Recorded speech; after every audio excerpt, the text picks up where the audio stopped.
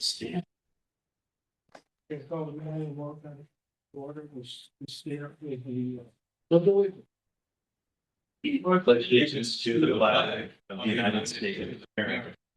To the republic which stands one nation under God, indivisible, with liberty and justice.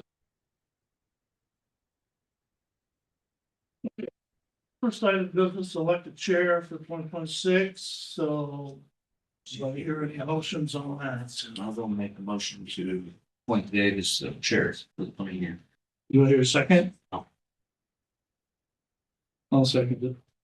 Moved and second, any further discussion? I would like to see the chair position rotate in some capacity, so I would like to see someone different. Nothing against you, Jake, but that's my preference. I like the democratic process. Yeah. We live in a democracy. Okay, we move to second, all in favor? Aye. Aye, all opposed, same sign. Aye. Okay, next up is election of vice chair. I move we appoint Winholtz vice chair. I'll say. Move and second. Any further discussion? All in favor? Aye. Aye, all opposed? Aye.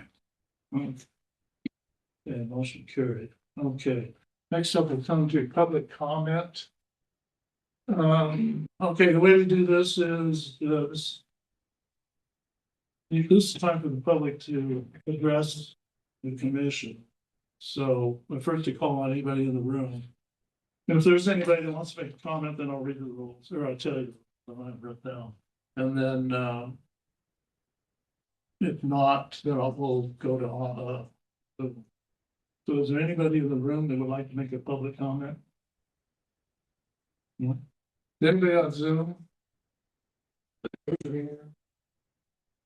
Okay, I don't see any public comments. The next up is for consideration and adoption of agenda. Any changes? And we did pull something from the original post about the fair fee, that we've removed that and updated the item. The other one is consideration. We've received a consideration from our council to move 6A and put it in the business items. So just because there's some questions that need to be answered. So I can move for approval of the agenda with 6A and move it down to 8. Let's call it L as a business item. Okay, so here's a second. Thank you, anyways. I second it. Yeah, you move you back at any further discussion? All in favor? Motion carried. All right, next up will be our department reports. First up is our DA report, Justin. For it. Oh. Yeah. Sorry, never mind. I guess first, update the DA office. There's always, for the holiday season, that definitely affected the circuit courts. They had a couple of Thursdays that they were, for the Christmas and New Year's. And so that kind of changed their schedule some. So the interesting part is now tomorrow I have a pretty slam docket because a lot of those cases kind of got set over. Again, it kind of shows one of the issues when we generally have this circuit court one day a week. They will just set those over if there's any conflicts. So I will give court credit if there's people that were in custody that needed certain cases handled. We were able to handle those via video. Judge being over in Hermiston or Pendleton and defendant in the jail, and us appearing in Hefner at the courthouse here. So that changed the schedule a little bit. As an update also, the circuit court, I'm not sure if I spoke about this before, or the VOC has changed their schedule. They are now open more from 9 to 3, 9 to 3:30. I think it'll be 3 o'clock with the hour lunch break. They have staff that are coming over from Hermiston and Pendleton. So I think that's one of the reasons they changed it. And so I worry about folks who show up. We have it happen, at 8 o'clock and to tell them, oh, they're not open until 9, or people definitely after 3 o'clock, they might think, hey, I'll leave work early, maybe today, leave work at 4:30, get to have their file this document, and then the courtroom is closed. The office is closed. So we have to, I've helped people just yesterday who was trying to turn something in. I made a photocopy form and then we put it in the drop box by the court. And I had to tell the person, hey, call back tomorrow morning. Hopefully the court got what you were dropping off and hopefully there's not any problems where you have to come back and fix it. And a lot of times those issues of someone, particularly people who just file their own documents, they get the form from the court. Well, there might be slight mistakes. And so they might get pointed out right there. Oh, you need to sign this. Oh, sorry, I'll sign it right now. Or if it's dropped in a box, you have to come back to Hefner from Boardman area again. They dropped it off. So that's been a change in the schedule. Hopefully, if and when they become more fully staffed, they can leave it open more, get back to normal hours. Increases in the office for case types. I would say we have seen some increases in more prominent in drunk driving cases still. I know that's an issue and a concern that Boardman Police Department's raised. They see that increase and they're kind of worried about it for sure, rightfully so. And so we just seen an increase in those type of cases coming in. Meaning the individuals we call are diversion eligible, which means they don't have any prior drunk driving offenses. They might be here more recently and just most of the folks we're dealing with don't have prior convictions. It's just we're arrested. And I always say Boardman's one of those places where it's easier to catch someone drunk driving when you don't have like one main road that goes over from one side of town to the other. So if you're an officer, you just stay at one of the gas stations, you can easily see bad driving versus other towns like, Hefner out here. You might be taking every other back road, not the main road, but Boardman has a focus on it and been catching quite a few folks. I'll also say the sheriff's office, we have, quite a few drunk driving cases. So that's been one of the increases we've seen for our case types. Other update I'll say is we've been filing in the past month or so, almost all of our cases in the circuit court and not the justice court. Well, why is that? Why are we changing it? Mostly because at this point, starting at the beginning of the year, the public defender, Heidi Van Kirk, who's contracted for justice court, is no longer taking new cases for public defense. And so she's still keeping on the cases she was already assigned. So we have justice court cases today. So I'm still going there. She'll be there. But there was not a attorney yet. Judge Deal went out in the justice court for a RFP for responses for a public defender. We did receive a response, not we, I guess the court, but I had a chance to meet with Judge Deal and the potential person, and hopefully that works out. I think it'll be a decent fit. And from there, we can start filing those cases again in justice court because we can't file them really unless there's a defense attorney available to be appointed. So luckily, because of the two-court system, I am able to file that in circuit court. Of course, that causes ripple effects where now the public defendants in Morrow County are getting more cases than they usually do. So they might get overburdened and tapped out also. Term by tapped out, I mean, is that public defense now, you get a certain points. So let's say you get 200 points a month. Well, more serious cases could take up more points. So all of a sudden, at the beginning of the month, we have what's called a Jessica's Law case that has a sex abuse against a minor. That could take maybe 100 points or something, what they're allocated for that month. So you get one or two big cases, and attorneys can get, used up pretty quick. It's not just a Morrow County thing. Now, Umatilla County, I know, has been in the last week or two of December, I believe. Their public defender, which is Intermountain Public Defenders primarily, were tapped out. We call the term tapped out, all the points used up. And so they're being appointed attorneys from the state. We're basically just trying to find an attorney available to appoint cases. So it's an issue, I know, on the circuit court level. And our cases, we haven't filed that many, but I can still have some of an effect. Luckily, we have a good working relationship with our public defense firm, Blue Mountain Defenders, Dan Stevens.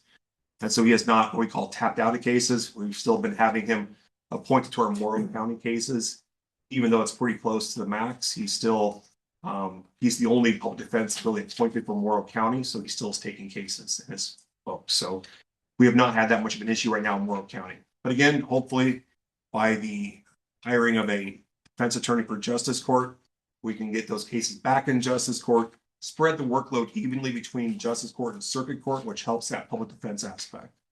What's different again for justice court versus circuit court is the public defense in circuit court handled by the state public defense services. They have local contracts, but it's still kind of administered by the state. Justice court is handled by the county. So there's not like a fallback to say, hey, we don't have somebody right now state public defense, you find somebody to handle our justice court case. It doesn't happen. Justice court's like a municipal court. Just like in Hermiston recently, you see they transferred, you haven't known, they transferred their municipal court cases to circuit court because they were unable to find a public defender right there. So it's not just something that's affected us. You'll actually probably see Pendleton Municipal Court transfer cases to circuit court because of that. So it's a big hit. Luckily for Morrow County, since I handle both justice and circuit court, it's not a workload change for our office. It's just where the cases are. But for Umatilla County, that's a huge workload change because now Umatilla County is now getting all these municipal court cases that used to be handled by prosecutors in the municipal courts. Like Hermiston had its own prosecutor. And now DA Hermiston is getting all those cases without any additional staffing. So it's a little bit different. That's a long-winded answer, but kind of the things that are going on with the DA office. Any questions? I don't. Is there any questions, Justin? Thank you. Thank you much. Okay, next up, the fair office for this Thailand. Missy Thailand. Okay, well, we'll circle back if she gets on. Next up, Public Health Department Quarterly Report, Rob.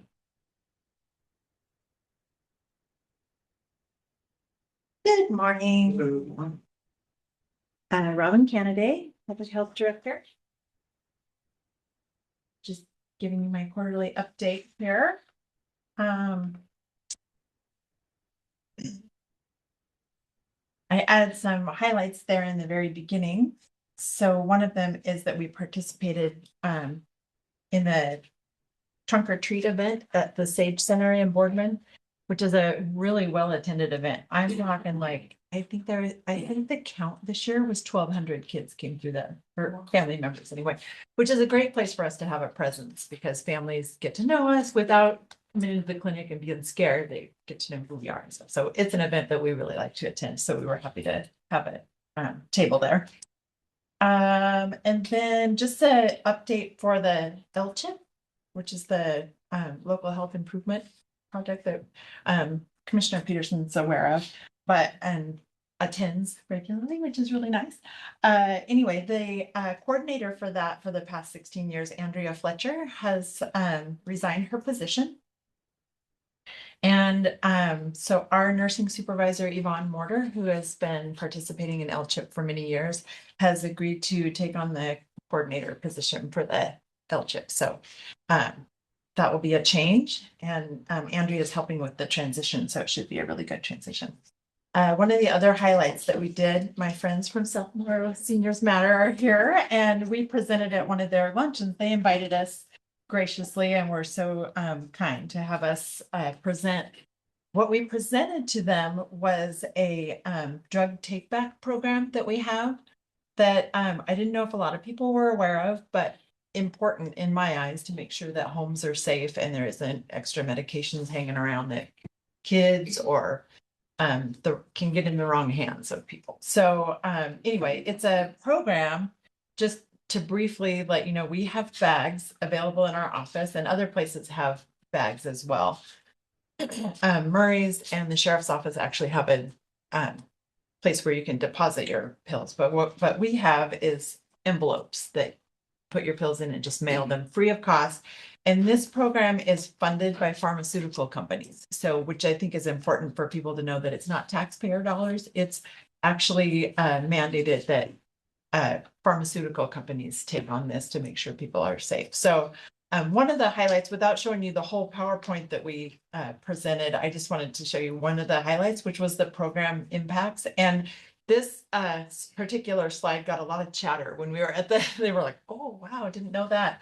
So the very first line of this slide says that in 2024, Oregon collected 30,000 pounds of unused medication through this drug take back program. That's a lot of unused medication that's hanging out there. So it just goes to show the importance of this program. And it prevents thousands of accidental poisonings and overdoses, and Morrow County residents are key partners in keeping our community safe through this program. So, and we have, since we presented this, have had people come in and get bags to take home and get rid of some of their unused medication. So we're happy to participate in that and keep people safe.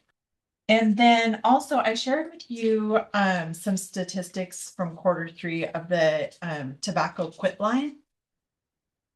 We haven't had a lot of people in Morrow County access the tobacco quit line, but I just wanted to, for your awareness, let you know that we have information and tools available if people are interested in quitting tobacco products. So there listed is the tobacco quit line, and they have some updated things to, rather than just calling the 1-800 number, they have options to text or email or whatever you need to get support for quitting tobacco. So that's it's really great, and something that we have to offer. And on the 5th of December, we had somebody from OHA come and review our vaccine for children program. And they visited all 3 clinic sites. We didn't have any findings in Hefner and Boardman. There was just some issues with the Ion Clinic and how we code different vaccines, and it's easily fixed. So we're going to avoid that in the future. And that was the only finding that we had. So I'll say easy remedy. And just so that you know, as a part of our modernization plan, which we presented at the last BOC meeting, we're having an equity focus at each one of our state meetings. So ensuring that we always ensure that resources are available in multiple languages, and hopefully reducing any barriers for people accessing our clinics. And then just a little bit of an update of the stats of the Ion Clinic, how many clients we've served there. It's not many, but we're glad to have a presence there, and I think the community appreciates it. And then moving on to our immunization program, this was as of last week, we've given 395 flu shots so far this year, which is about average when we compare it to years past. So lots of people coming in and accessing that. And it's kind of a hot topic in the news right now that it is a bad flu season. So again, just encouraging people to come in and get their flu shots to protect themselves against severe disease. And just so that you know, Morrow County Public Health participates in Oregon updates on respiratory illness. Like on a bi-weekly basis, we get reports from the state epidemiologist on what's going on in Oregon, so we can stay abreast of that. So there hasn't been any outbreaks in Morrow County this season so far, but we are at the peak of respiratory season. So like I've mentioned in my report, all of the prevention messaging remains. Wash your hands, cover your cough, stay home if you have symptoms, all those things, and get your flu shot. So Go ahead. we don't have an outbreak, but I know a whole bunch of people who have the flu. So it just, how's that? Or symptoms anyway, right? Yeah. Not necessarily confirmed there. Well, like I say, we're at the peak of respiratory illness season. So it's a variety of all kinds of things that are happening this time of year. So if everybody has their own thing, then it's not an outbreak. Yeah, it has, in order for it to be an outbreak, it has to be confirmed that that's what we're dealing with. Yeah, so laboratory confirmed. Yeah, it has to go through the proper channels to be deemed an outbreak. So yeah, that's a rough one, because you're like, I have a bunch of people that I know that are sick. So what do you mean there's no outbreak? Yeah, do they have a cold? Do they have the flu? It's unknown unless it's gone through laboratory testing to confirm. Yeah, so that's how we really get the definition of an outbreak, is by confirming that that's what it is. So, and we get reports through OHA when there is an outbreak in our area, so that we can, and so they haven't notified us. So, but they will if that happens. But good question.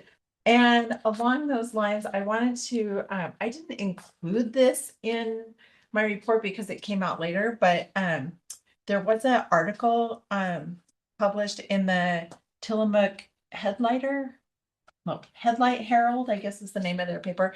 Anyway, that talked about school-aged children and vaccines, and it shows a map, and I can share this with you. And the map says percentage of K through 12 students that are up to date on vaccines in the 24-25 school year. And Morrow County and Jefferson County have the highest percentage of children's vaccines. So kudos to our schools for helping us with all of that. And yeah, So, with that said, we are coming upon, school exclusion date, which has changed for 2026. It used to be, February 15th. It's been extended out to the end of February. So the last Wednesday of February is when kids need to have their school vaccines by, or they'll be excluded from going to school. So, and we'll have our clinics open that day so we can get anybody up to date that needs up to date. So letters are starting to be sent out to school age kids so they're notified of what vaccines they're missing. So we keep up on that. Right around the corner, February's next month. Okay, so moving on, just a update on the nitrate and clean water. I always like to include how many wells are testing in Morrow County are testing above the 10 milligrams per liter. So 297 is our count as of November 30th. That's the last time OHA updated all those numbers. And there is households that are receiving water deliveries and how many households in Morrow County have the reverse osmosis system. And this line about Umatilla County is still conducting well testing in Morrow County. This comprehensive well test to include, that was from last year, so disregard that. Or from last quarter. All right. Family planning services, Dr. Emily Jack is still our family planning provider, and our next clinic is this month. She sees patients on a quarterly basis for family planning services, and our next appointment with our family planning day with her is the end of January 23rd. Let's see, and I've attached the communicable disease report for 2025, and just a couple of highlights. Chlamydia cases are down, which is good if you compare from last year. Gonorrhea and pertussis have increased from the last year. So pertussis, Umatilla County has had outbreaks of pertussis. And so again, with respiratory viruses, that's one. And we actually have protection against that in our tetanus booster. It contains the pertussis protection. So anybody's welcome to walk into our clinics and get that.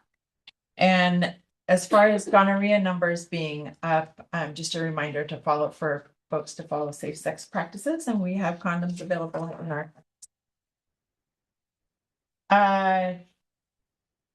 staffing updates. We have a position posted for a part-time home visiting nurse. And I also, just in this last week, have had a change in our shared communications person that we have with the 5 other counties. That person has resigned, and they're looking to replace that person. However, I had some questions about their replacement, so I've reached out for some legal counsel. So more to come on whether we have a communications person moving forward or not.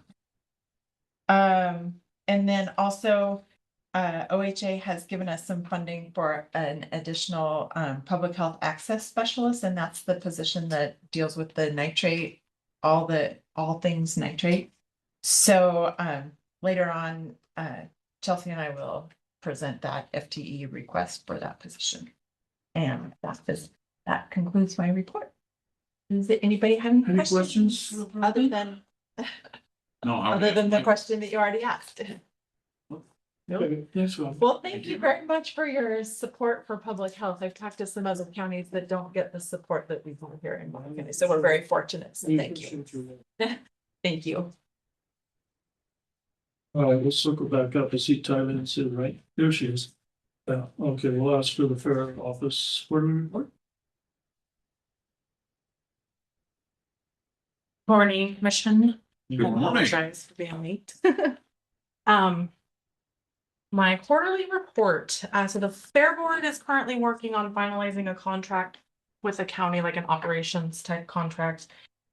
We've been going over and researching what that should entail, since we aren't separate from the county, we're a department. We are re-evaluating some of our rental and judge contracts. We agreed to, I had noticed that a lot of things had been voted on individually. And so recently we came together and set our parameters for our contracts, for our judges, for our rentals, and decided, this is how it's going to be. And so we're currently working on redrafting those as well. We are looking to get bigger entertainment for this year's fair. Since we're separate from the rodeo, we're hoping to fill the gaps and the holes from that crowd that brings in. That would include putting the budget together so we can apply hopefully for some grants to help bring bigger music to our fair this year. We are currently working through our list of projects for the capital improvement plans that we have out at the fairgrounds, and some of those projects include, but are not limited to, connecting fiber internet to the fairgrounds, Wi-Fi and camera installations, vendor electrical sewer improvement, indoor arena fan addition, and sheep barn siding and roof vents. That's a lot of what the capital improvement group is working on as well. We've been collecting ideas for our fair theme this year, and some of them that have been submitted are growing together, are from pine to sagebrush growing together, building tomorrow from timber to tumbleweeds, bridging mountains and deserts, horse prints in the dust, two young girls want a beach theme for this year's fair. I think that's clearly the winner. Right, right. We had several. Now, Several for red, white, and blue, and honoring those who served 250 years of patriotic dreams come true. Back in the good old days, built by youth, powered by community. And we're expecting more. I do have a Google form that's on. I don't think I have it on the website. I think I just have it on the Facebook page, which the fair does have a new Facebook page, because the one that was previously used was like not accessible. We couldn't get it to switch over. So now I'm officially on the county's Facebook site. We are working on preparing this year's sponsorship packets to go out to businesses, and should be completed by the end of the month, so we can start sending out their invoices once they've responded. And we're working on streamlining the camper registration process for 4-H campers. We have a full fair board for the first time in several years, it sounds like. And since we have filled those last 2 spots, we've actually received 1 letter of interest, and another person had approached me saying they had also been interested as well. So I'm hoping to expand a little bit and include them as like non-voting members, so they can still be a part of it. And then if positions open up, we can kind of just scooch them over, have that vote go out when it's time. I do have 2 fair board members who have submitted their letters for reappointment today, and I'm hoping that we can draw in a lot more community involvement as well, because it's kind of quiet, over there. We are working on our fair board member expectations, and designing more. A lot of the bigger fairs, their fair board members have jobs for the fair, and we have certain jobs, but theirs is like a larger scale. And so we're working on, for the next few years, implementing that and kind of expanding in that sense, where they have a little more responsibility other than just that fair time. So we're working on that. We've made some changes to the fair schedule to alleviate some of the issues we're having with parking and traffic. We are planning to start a day earlier. So it'll be Tuesday. There will be 2 days of weigh-in, Tuesday morning and Tuesday evening and Wednesday morning. As it is right now on the schedule, there will be goat confirmation and the dog show and a small animal show on Tuesday, so that the judge because usually the judge we have for goat and sheep is the same judge. So that judge is in the ring all day long. And so now it'll be split. So that person will have 2 days and a little break in between. So that was some of the issues that we had. We're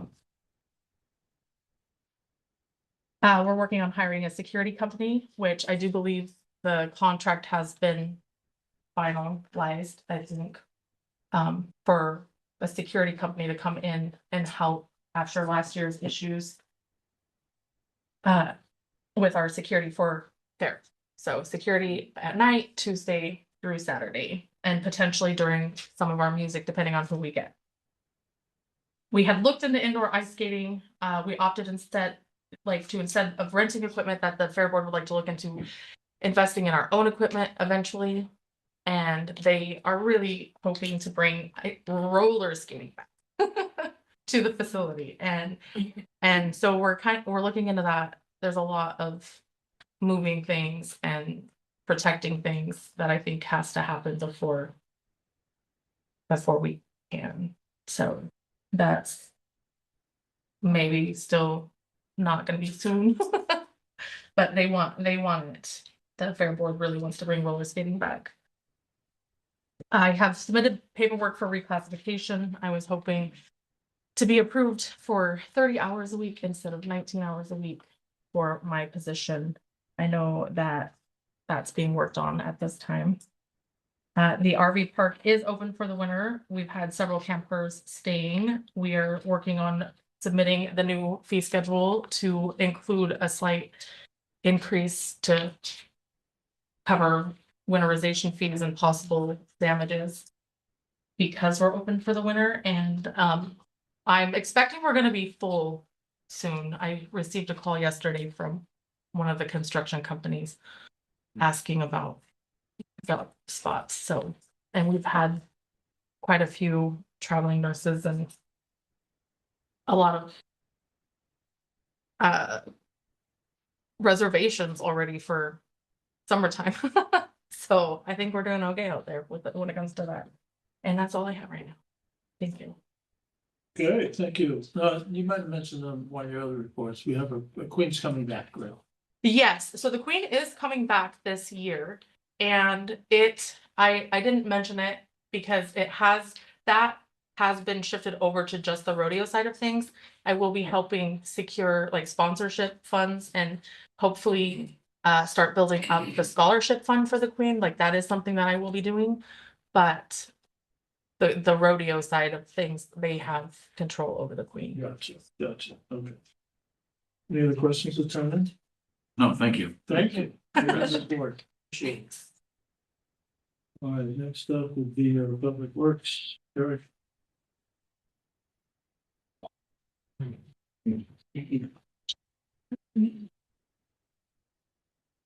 Good morning, Commissioners.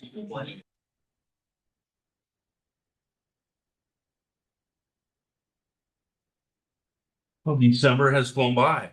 We are in January. During the month of December, our grader operators pretty much finished up their seasonal road blading. We do have a couple guys still out South County, which usually goes long. As long as it's not froze down, we continue to get work done up in the mountains. But it's gone really, really well. Done a little bit of plowing in December. We had one snow event that we responded to over the weekend. Besides that, just some sanding of some icy spots around the county in December. Other than that, crews have been working on drainage control around the county on a few roads, reclaiming ditches, building up shoulders, repairing culverts, and removing brush that's been growing out into the shoulders and driving lanes. Also wanted to add, just it's been a significant project. After the surplus of road equipment and vehicles that Sandy worked on feverishly, we have a lot of room has opened up. We've been taking this time to clean up around the yard. We have a lot of space and it's not very organized. We're working on getting that all cleaned up, trying to utilize space better. For instance, the roads, you heard me talk a lot about signs, excuse me.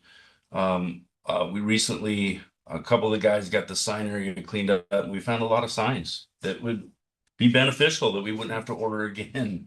So, it's a little frustrating, but we got through it. Everything's organized well. We can see what we have and use what we have. And then so from there on in the shop, we're just trying to gain square footage in there for just being a little bit more efficient, and then also to really assess future needs for space, as we've been talking a lot about capital improvement projects. So it's been a pretty significant project. We'll continue that through the winter as we have time.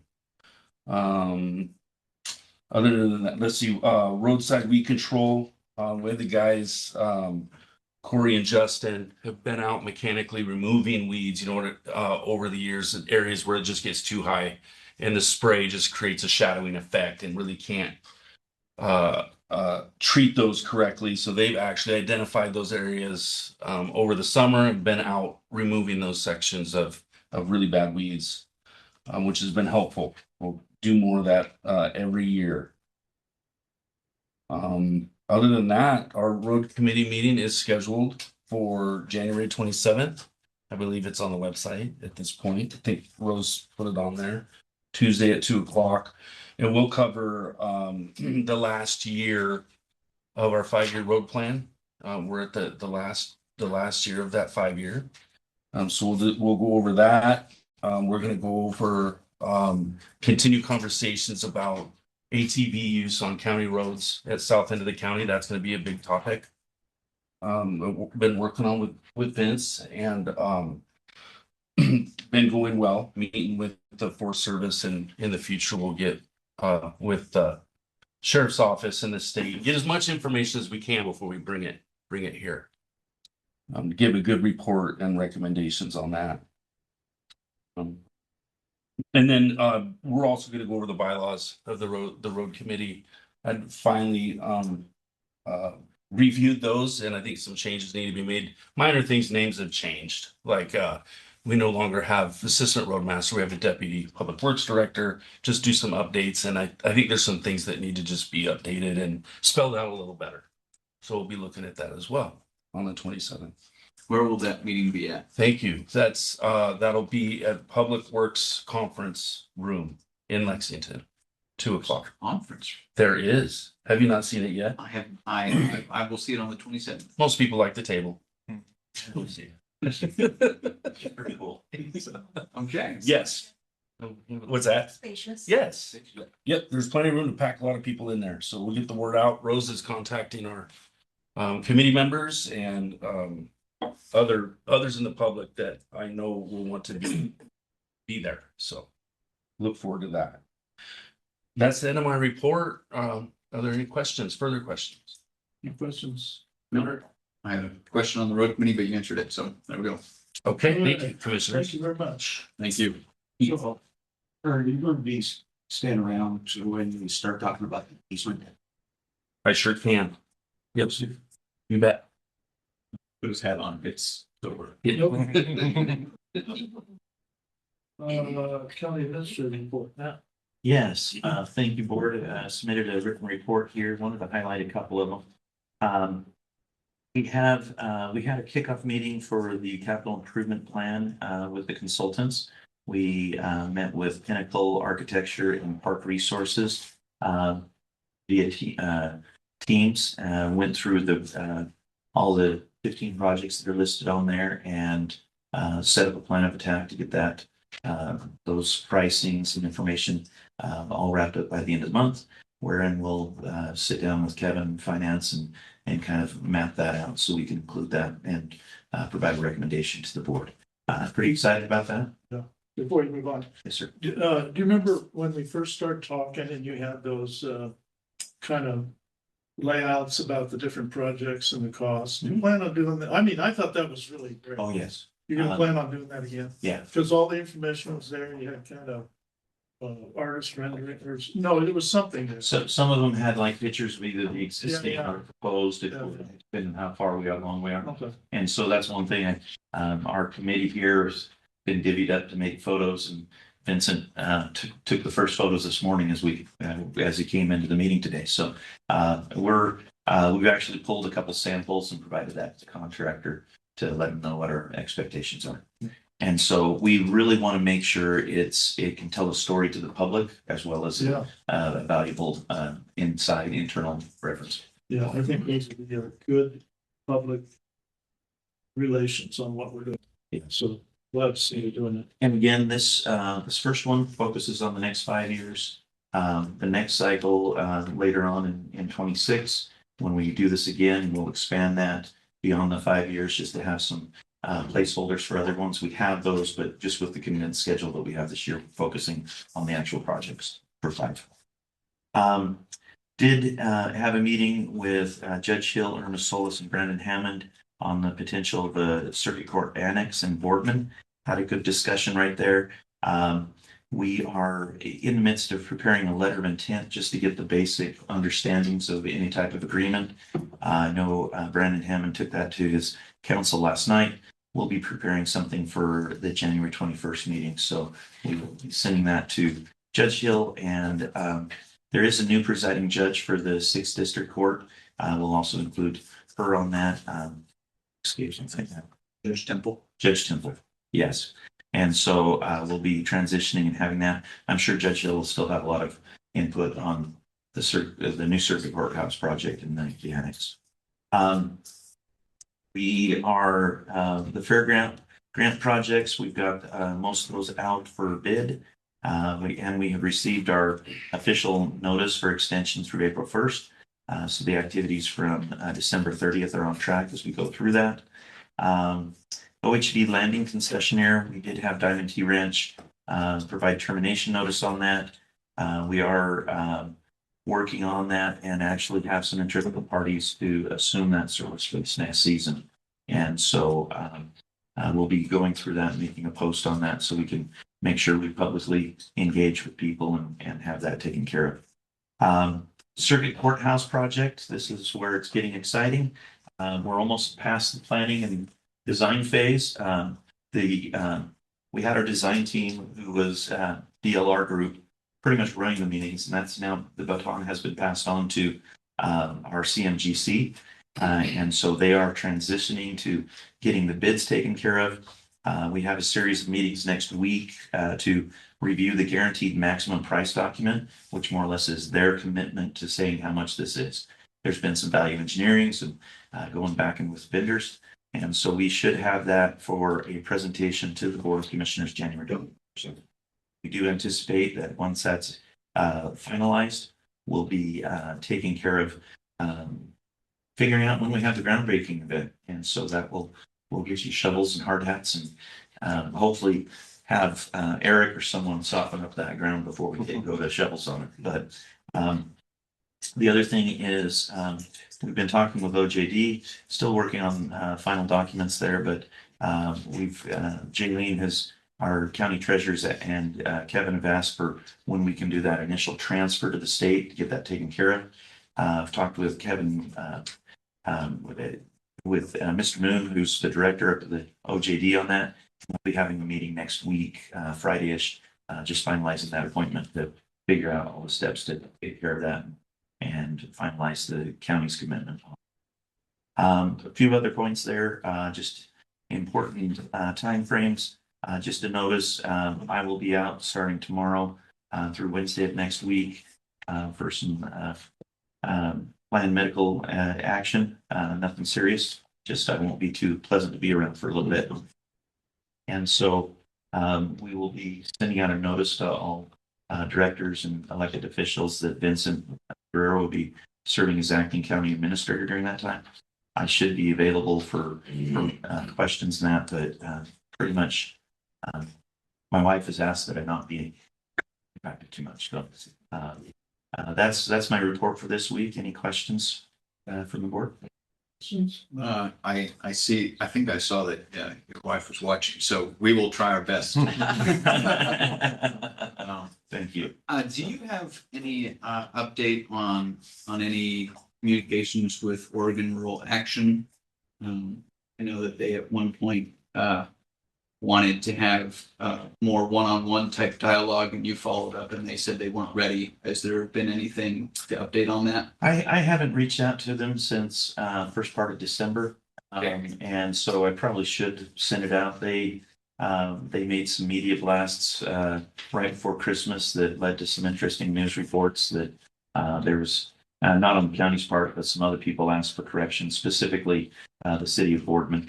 They felt they were targeted about their water quality in an unfair and incorrect nature. And so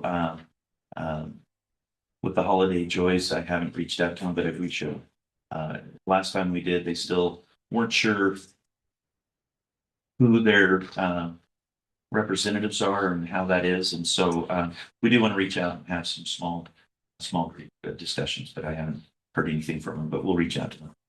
One thing is with the Clean Water Consortium, we do have two proposals for the managing director position. That's one thing is if one of those are approved at next week's Clean Water Consortium meeting, that would probably be part of the transition is to introduce them and have some discussions with. Hand that on off. Yes. So. Okay, thank you. Okay, any other questions?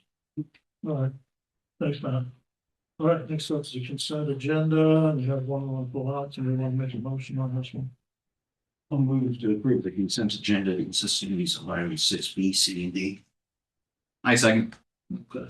We move the second to approve the consent agenda with the changes. All in favor? Aye. All opposed, motion carries.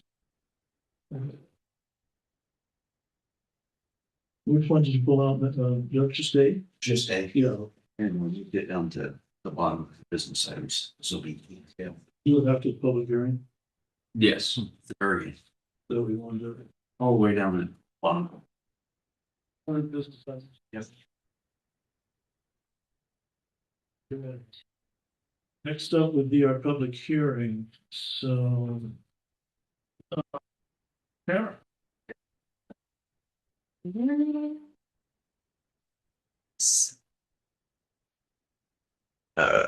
Public hearing. Stephen, are you there? Stephen's really, there he is. He's got his feet down. I'll defer to Stephen because he does all of our rural addressing and road naming. And you want to just have the hearing, staff report, so how do you want to do it? If you want to open the hearing, yes, but I'd like Stephen to be. You want to wait for Stephen? Yeah, he's. You can open it and do the staff report. Good morning. Sorry, I needed to be unmuted. There we go. So Well, Wait, hold on, Stephen. Yeah. Okay, so we're gonna open the public hearing on Road 5. Roads owned by the Port of Morrow, road owned by Cleveland LLC. So we'll start with our staff report. Stephen? good morning, Commissioner. How are you guys doing? Yeah. Good. Not very controversial. There's some road names. We'll start with the Port of Morrow. The request was to name roads within the Boardman Airport vicinity. The exciting part is a westward extension of the Coonsey Lane and 4 new roads. Those being Boeing Road, Krebs Road, Dallas Road, and Bristow Lane. Again, it's not very controversial. Notice had been sent to all of the agencies and within the county that would be affected. So Public Works, the Sheriff's Department, the County Clerk's Office, and the Assessor's Office. And I've heard no response back from any of those agencies. And that would really just kind of conclude my staff report. If you want to see the vicinity maps for those, I can pull those up. Any questions of the staff? Or open the public hearing? No. Or testimony? Yeah. No, I think it's pretty straightforward. Thanks, Stephen. Of course, very straightforward. Stephen, you want to show the map of the names? Did you have that? Yeah, While they're talking. yeah. Let me pull it up for you. One sec.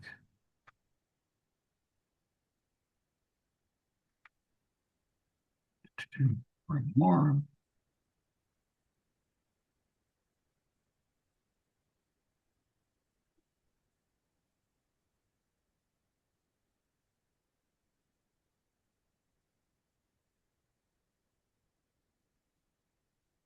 You're gonna have to forgive me here for a second. I've got to rotate these.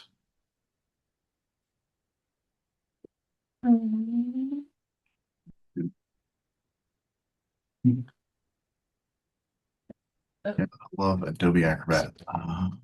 There we go. So the first one is it's Boeing Road. Um, it's kind of southwest of the airport itself, or the airstrip, I should say, the airstrip of itself. So Boardman Airport Lane is the extension out here, and just to give you some context of where this is at, this is where over here on the west side is where the new data centers are being constructed. And it's south of there's some photovoltaics that are going in south of 84. Krebs Road is going to be kind of in that same area. It's going to run north and south and serve future port uses out there. Dallas Road is going to be west of the potato storage or onion storages off of Tower Road, southwest of the exchange right there. And then Bristow Lane is going to be, south of the Boardman Airport Lane and Tower Road interchange, and serve. I believe there's some data centers that are also going in down here.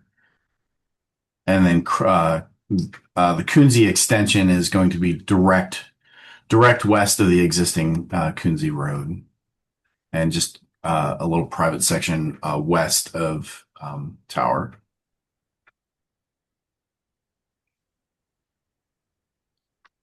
And that's it for the Port of Morrow roads.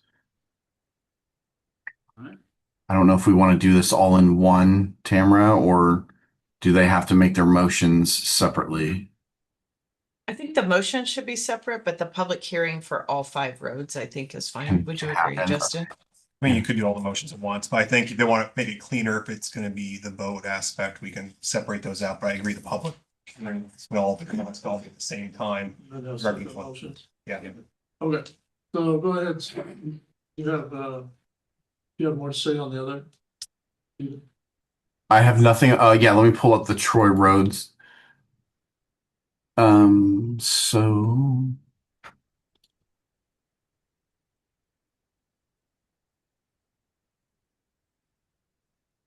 there's some delay on my end here.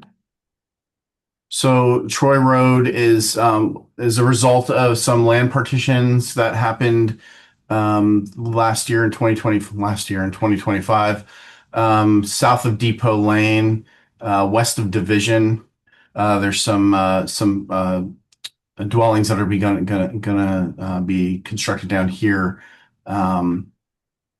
It's very simple. Everything's been presented to all the agencies that would be affected. I've heard no negative feedback from any of them, from any of those agencies.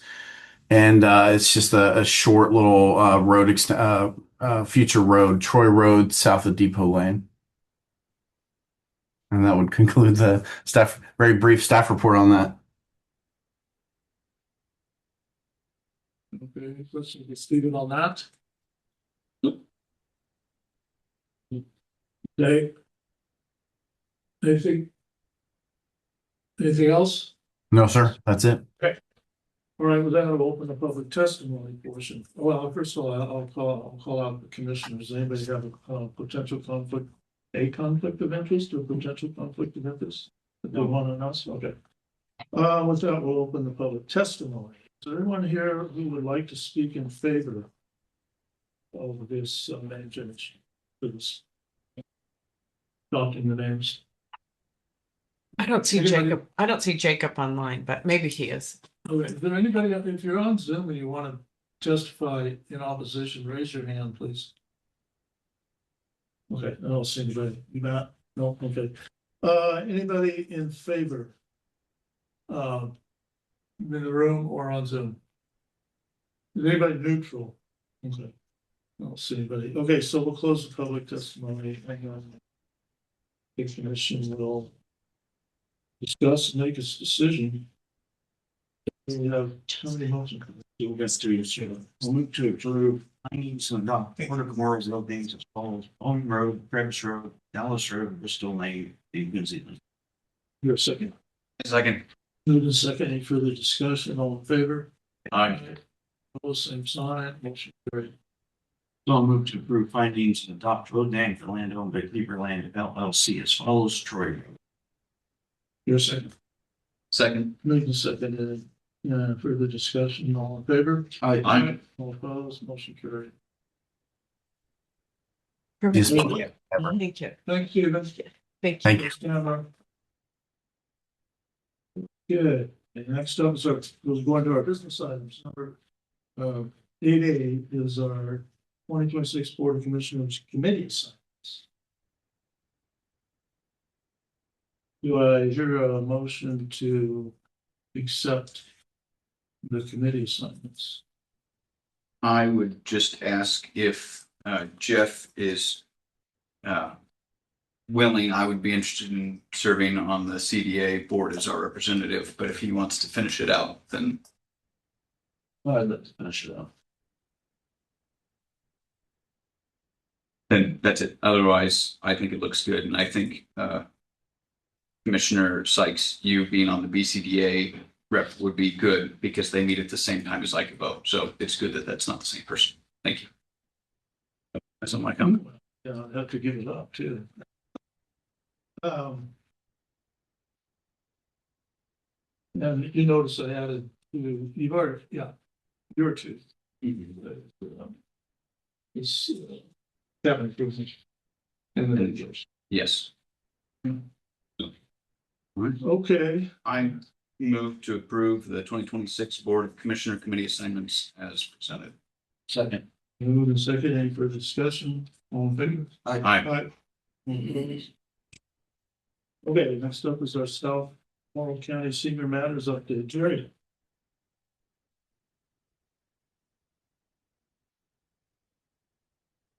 Jerry Conklin, I'm the chairman of Southmore County Seniors Matter, and I'm joined by Polly Ray, who's the vice chair, and Linda Kenny, who's our treasurer.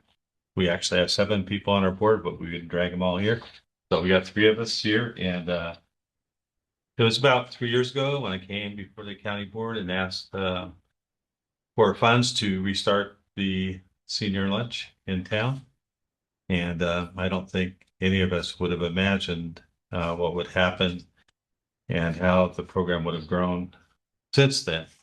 So you have I think in your packet, you have a page that has some information there about what we do.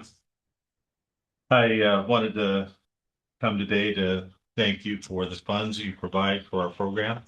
The $40,000 that we get every year is really important to us and what we do. In your packet, it even talks about our budget, which is about $75,000 a year, and so over half of that comes from the county.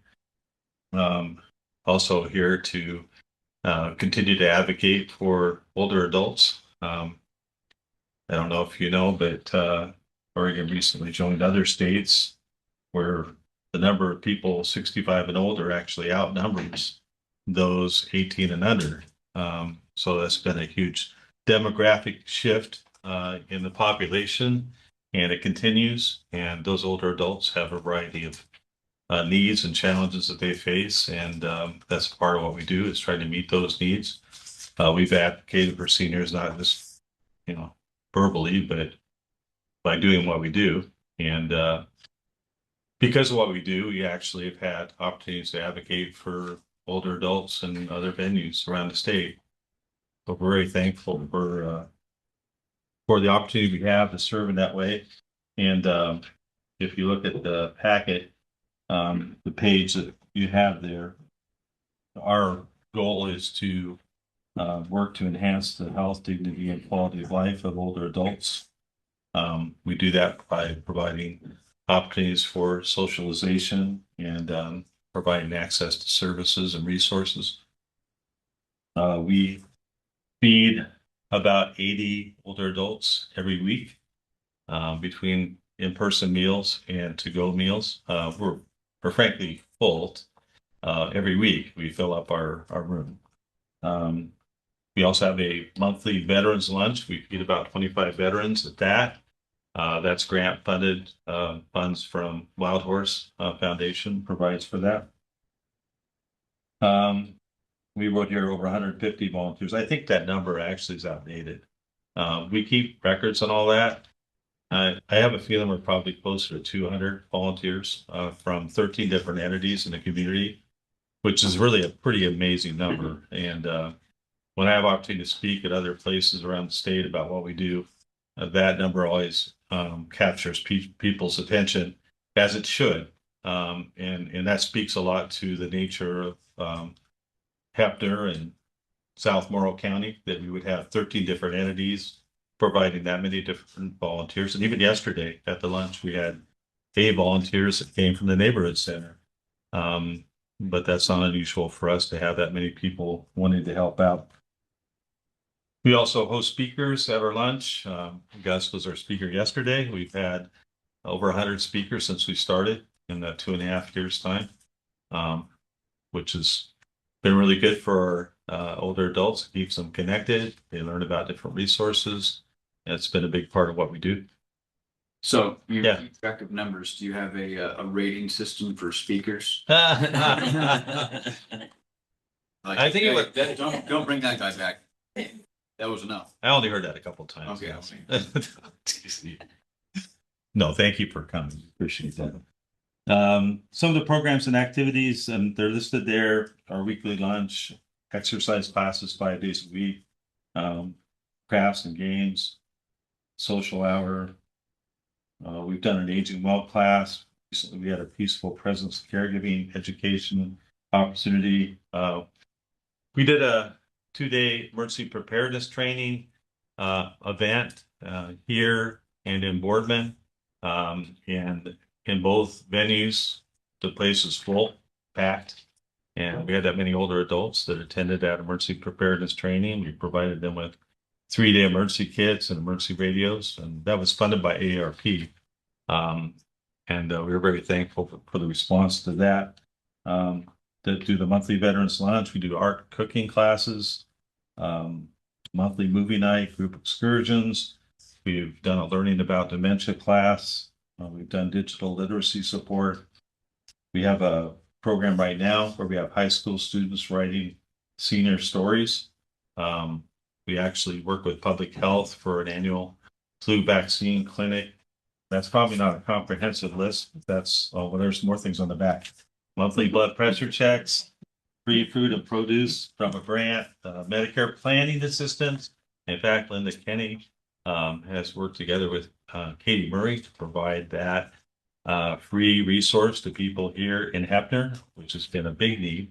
And a lot of people took advantage of that just recently. We also pay for the internet access on the main floor of the St. Patrick's Apartments building. Kind of included our budget, so you kind of see what we spend our money on. Part of the reason we can do what we do is because we have 7 board members who are all active in what we do. They don't just, they actually are involved. And in some cases, especially these 2 ladies behind me, Molly and Linda, spend a lot of hours working on our programs. I would guess maybe 15 hours a week, volunteer hours of involvement and administrative work. And so we're not paying anybody to do any administration work. That's all between our board members. And because of that, then we can do a lot more with the money that we have.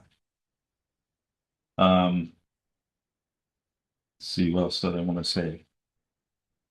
What I wanted to say was that the funds that you're providing to our program make a huge difference in the lives of older adults in our community. And even beyond that, because you guys have provided those funds for us, it's allowed for us to be a source of assistance to other senior centers and actually be at other conferences and speak out about what we do. And so we're very thankful. I'd be glad to answer any questions you might have. Yeah, I've got one. So first, props to everyone in the room and for all of your other board members. Thank you. It is incredibly impressive in 3 years. That's unheard of. Out of your $75,000 budget, so we provide 40,000. Where does the other 35,000 roughly come from? Yeah, I should clarify something else too. We actually do receive other funds from grant funders. In fact, we've been grant funded by 10 other grant funders, but most of those grants are program grants. For example, the AARP grant that we got for $15,000 was to do emergency preparedness training. So that's not in our budget because that was a special program. Okay. Or for example, we got a grant from Ford Family Foundation to do the students writing senior stories. That was a $3,000 grant, and that goes directly towards that program. So we have grants because of some of those programs. We do a lot of things, right? 10 different grant funding entities. Most of those are not general fund operating grants. So this is more of the operating budget. Yes, it is exactly. So the other funds to make up the difference, 75,000, 40 comes from the county. We get about 5,000. We don't charge for our lunch, but people still give donations. We get about 5,000 that way.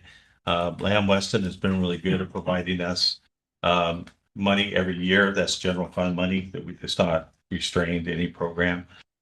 We recently got a grant from something called the JTMF Foundation, which was a $10,000 grant, which again is general fund money. WICBED had grant funded us the previous 2 years, and that money was also general fund money. And we'll be going back to them this next spring asking for funds. So that's always a challenge because a lot of grant funders will fund for a special program, but they generally don't like the funds as for operating funds, right? Yeah. So right now, financially, we're doing okay that way, but it's always, as a nonprofit, you're always giving away money, right? You're always giving away things, and so you have to stay on top of it, of course. Yeah, and we've even received money from our friend Justin here, some settlement money that's come our way. We appreciate that. Thank you. Yeah. And one thing, I guess one other thing I want to say is a part of the reason for the success of our program, it really has been a community venture. We have so many people involved by way of volunteers. And if you imagine 13 different entities that come and help us, 3 of them are businesses, every church. And Hefner High School has been incredibly supportive. We have students who involve themselves, not just with the weekly lunch, but also with the veterans lunch, also with the students writing senior stories program. And that's been great. The school has been wonderful in supporting our older adults. What we've been able to do has not just been about providing for older adults. It has been a community building project that has had a huge impact on South Morrow County. It's a long answer to your question. That's sorry. It was a good answer. Any other questions? Yeah, I'd just like to make a statement. We appreciate you. You know, there's other ways you could do this job, that you put your, blood, sweat, and tears into this. And I can tell you really, you go over and above. And as far as the funding go, you get more bang for your buck than I think anybody I've ever seen do. And you take care of your volunteers. I just I appreciate it. I know a lot of people do. I just want to express that. And it's not just the food, it's the plumbing of people being together.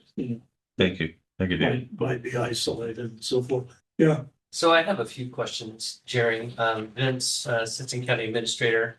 Have you been able to fill the need in the communities? Are there any seniors that are going hungry or not being fed because you don't have enough funding or you don't have enough space for meals? I think with respect to meals, we're working with the neighborhood center, and one of our concerns was people that are not able to attend the lunch that maybe are homebound. And so Capco provides those frozen meals for those folks, and the neighborhood center is now able to deliver those. So we do have a mechanism for doing that. Whether it's being done to the max, I couldn't say, but it is something we know about, something we've been working on. Do you have any shelf stable meals that you provide? That way, if somebody doesn't have a freezer or the neighborhood center provides that through Catco. They provide them commodity boxes, and the other provides also food on demand. So those, when the commodity box truck comes, a lot of those boxes go out to people in those kind of settings. Yeah. Okay. Do you anticipate the need to grow within the community? I Or, don't know. What do you think, Molly? I think that depends on the economy. Much, I mean, as we all know, everything's getting more and more expensive. And, we're there to help if it's finding the people and then having them be able to say yes. I think there's always a potential for more people in need. Good. So thank you. you brought up that question, and I would say that there is one area of need, and I've had conversations with Matt and Vince about this, together with Stephen Davis at the Loop. And the need has to do with on-demand rides for older adults, and there is concern about that. Some people dissatisfied with the service that's provided just because they have an expectation they should be able to call and always be able to get a ride to a doctor. And Matt and Vince and I and Stephen, we've all talked about that. And I think everybody's kind of aware of the challenges associated with that. That's not going to be an easy fix, but I do know that most entities like us in other areas, what they've done is they've taken on that task through volunteer drivers, stipend funded to provide for that. Whether or not that's something we wanted to do or something we wanted to do with the county at some point. I would say that's probably one of the biggest needs with respect to older adults in South Morrow County. And it is a source of frustration to a number of folks. So something to consider in the future. Thank you very much for that excellent report, and we appreciate you. Thank you. And your volunteers. Thank you guys. Okay, next up we do our second reading of ordinance 2026-01. Where do you go by battery site?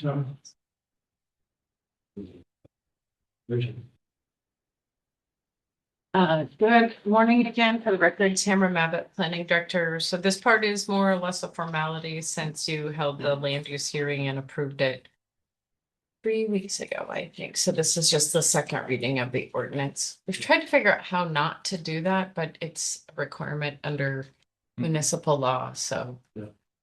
But it does give you an opportunity if you change your mind, I suppose. Yeah, I'm not.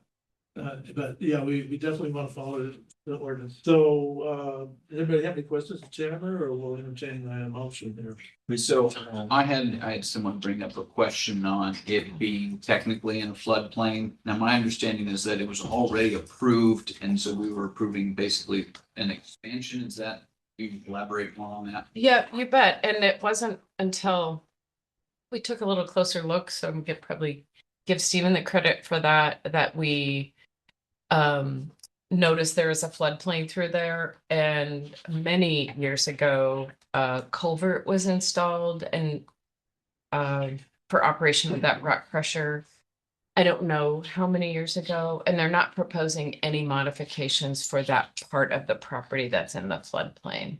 So as a precautionary measure, we had a condition that was really advisory, that if they were to make any changes in the floodplain, that they would, need to check with us to see if a floodplain development permit might be required.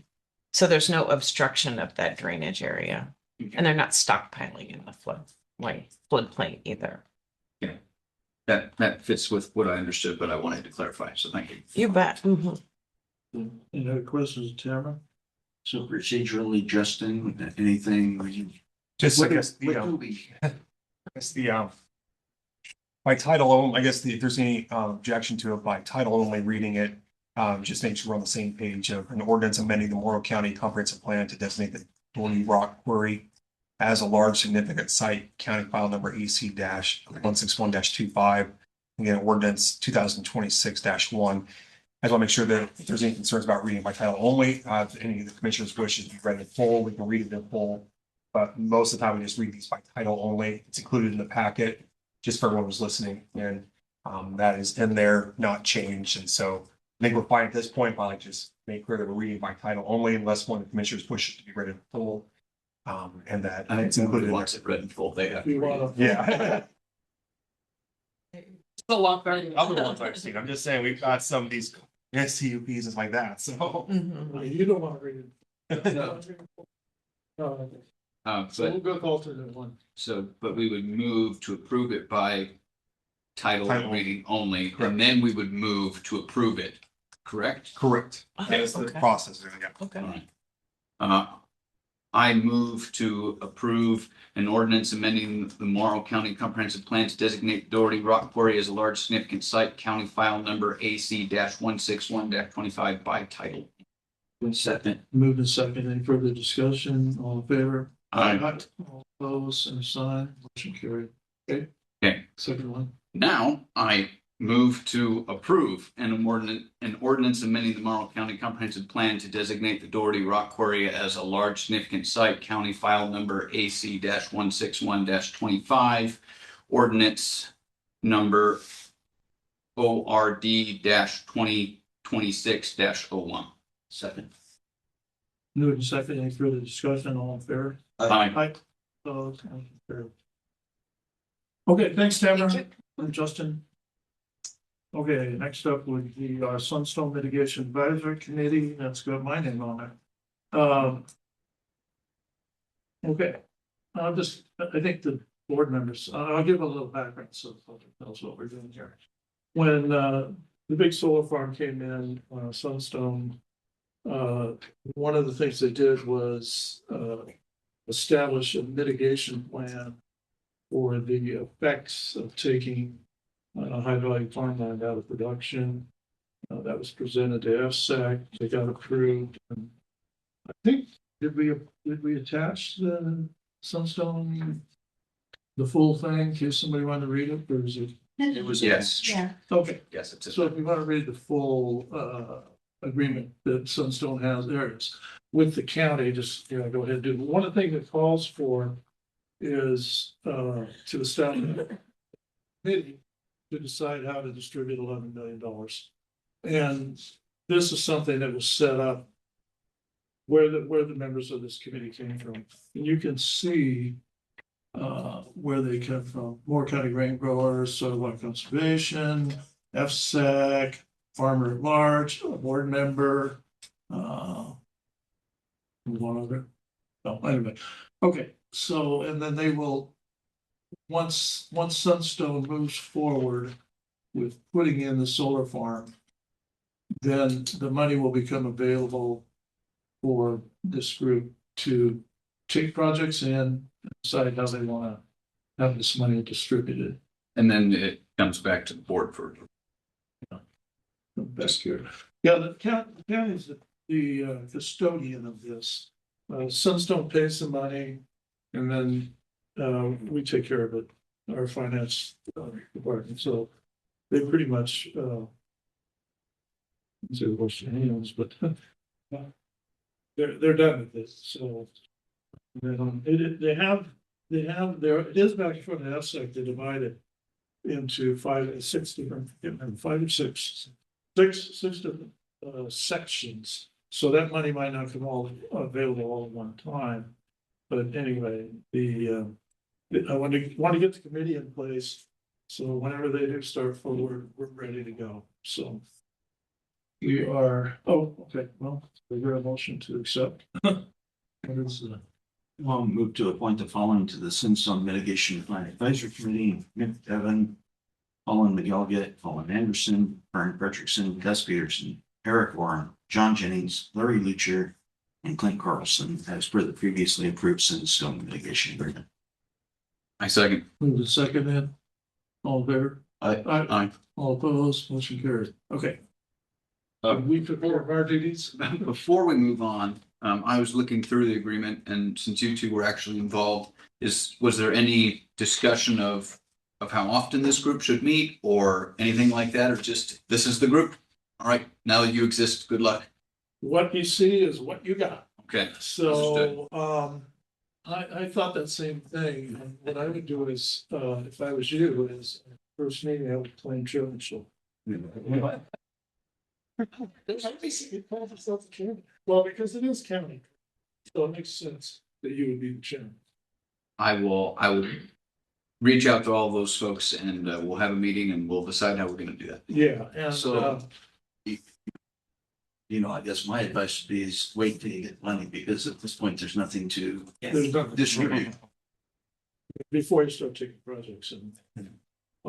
You know, when they first started going, there was some floating around. The Soil Water Conservation District, those Rainbows has some in mind, so there's some waiting in the wings. Mhm. It's just a matter of how much money you're gonna have to deal with in different times. Yeah. So, but, you know, so it's not something that's gonna, you know, that appears that it's going to be happening.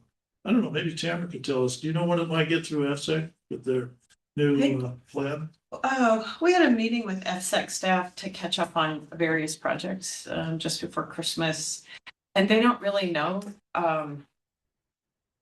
if they're in bankruptcy, it's not clear whether or not they have their team of lawyers and consultants to even move forward with that Right. process. Okay. So nothing's been scheduled as far as I know. Okay. Okay, but like I said, I just wanted to get this done, so we did our part and we're set to go. So if I hear anything from the Sunstone or anything like that, because I've talked to them about this and talked to people from FSEC, I will pass them on to Gus and you can call the meeting or whatever happens from that. In fact, I'll probably tell them that you're now our contact person. How's that? That sounds great. Okay. Next up would be Fair Board member reappointment, Ted Lynn.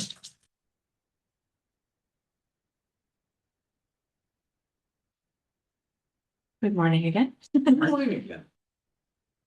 So currently we have two Fair Board members whose terms are up. One is Shelby Schoenfelder, who's also our chair or our president, and then Brittany says they have both been members of the Fair Board for 4 years for Brittany and 6 years for Shelby, and they have supported a lot of growth, a lot of community like involvement with the youth and their programs, and they both have submitted their letters for reappointment.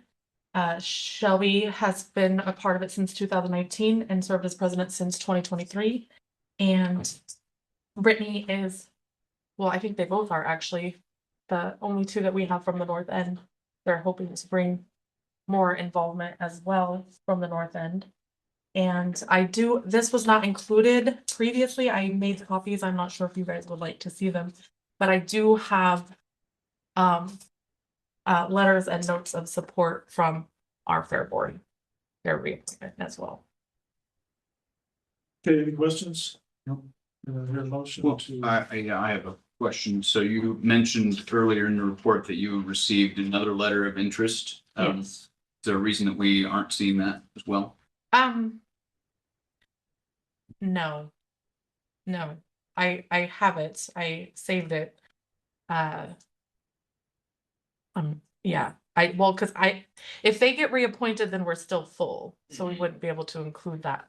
That's the only reason why. I think when a term comes to expiration, we should have it open to the public and we should receive all of the Okay. applications and then we should make the decision. Okay. That's how I would like.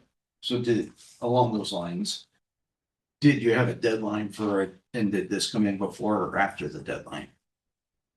This other letter that you have sitting back.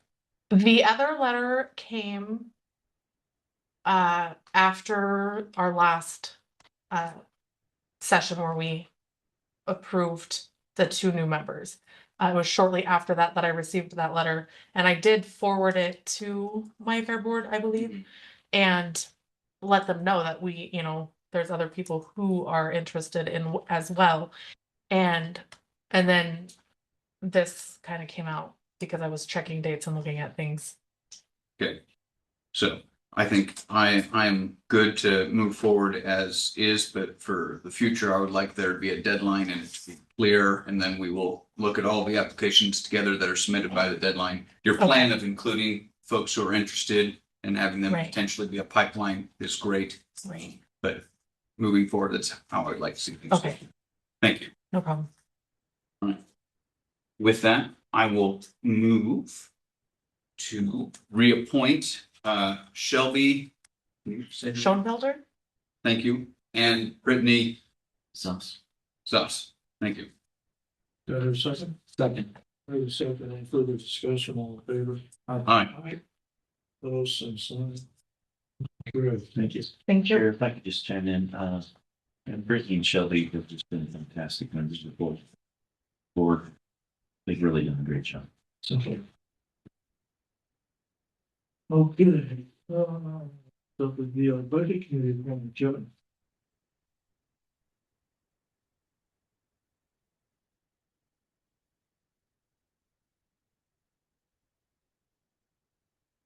Good morning, commissioners. Good morning. Kevin Ince, Finance Director. So this item is for appointment to a vacancy on the Budget Committee due to a term expiration.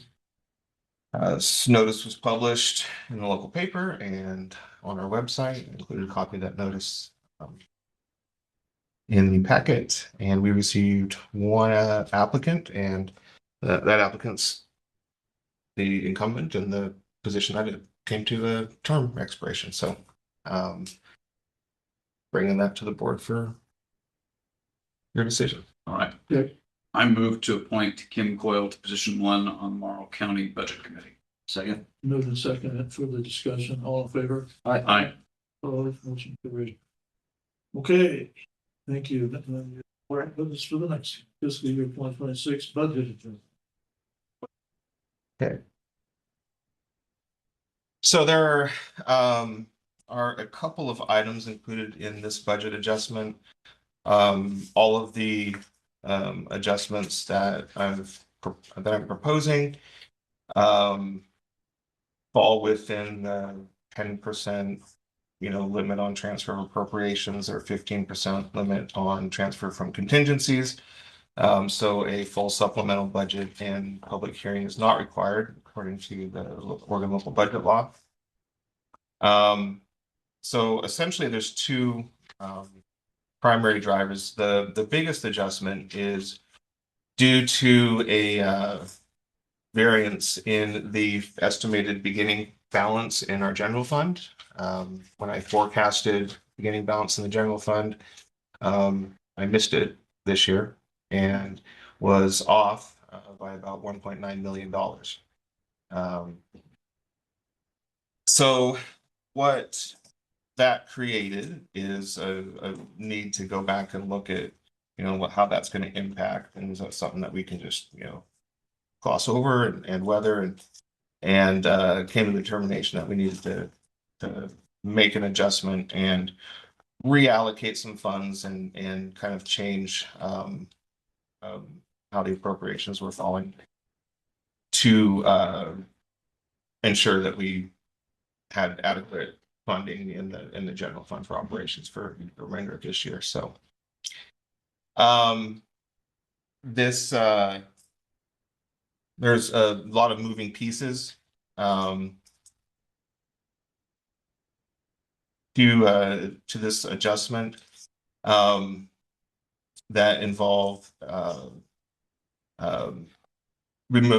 decreasing some of the general fund operating contingency, but also redirecting some SIP revenues that were originally appropriated to move, or those aren't appropriated, were originally budgeted to be booked into the Fair CIP fund. And that was to supplement the grant funding that was there to do the major fair remodel project. And looking at that fund, there was a favorable beginning balance variance in that fund, in addition to higher than forecasted interest revenue. So those two factors, along with the postponement due to the flood mitigation issues of that project. Matt and I discussed and felt like that was recommending redirecting those funds into the general fund was appropriate. So just for clarity, the higher than anticipated interest earnings were specifically for the fair budget? They were in so there's a construction, capital construction fund Yeah. that's specifically for the fair. Okay. Higher balances, higher returns, and that's what led to the favorable interest. Interest gets allocated based on, so it's an investment pool, and interest gets allocated based on each participating fund's relative portion of the relative equity in that pool. That makes sense. That does make sense and clarifies. Thank you.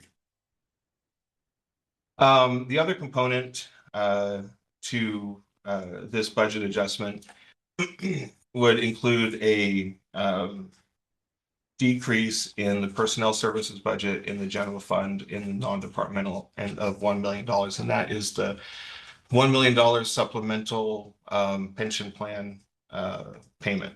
And if I, just to remind the board, so a couple of years ago, we went through the process of evaluating the assumptions that went into the valuation of the Morrow County pension plan.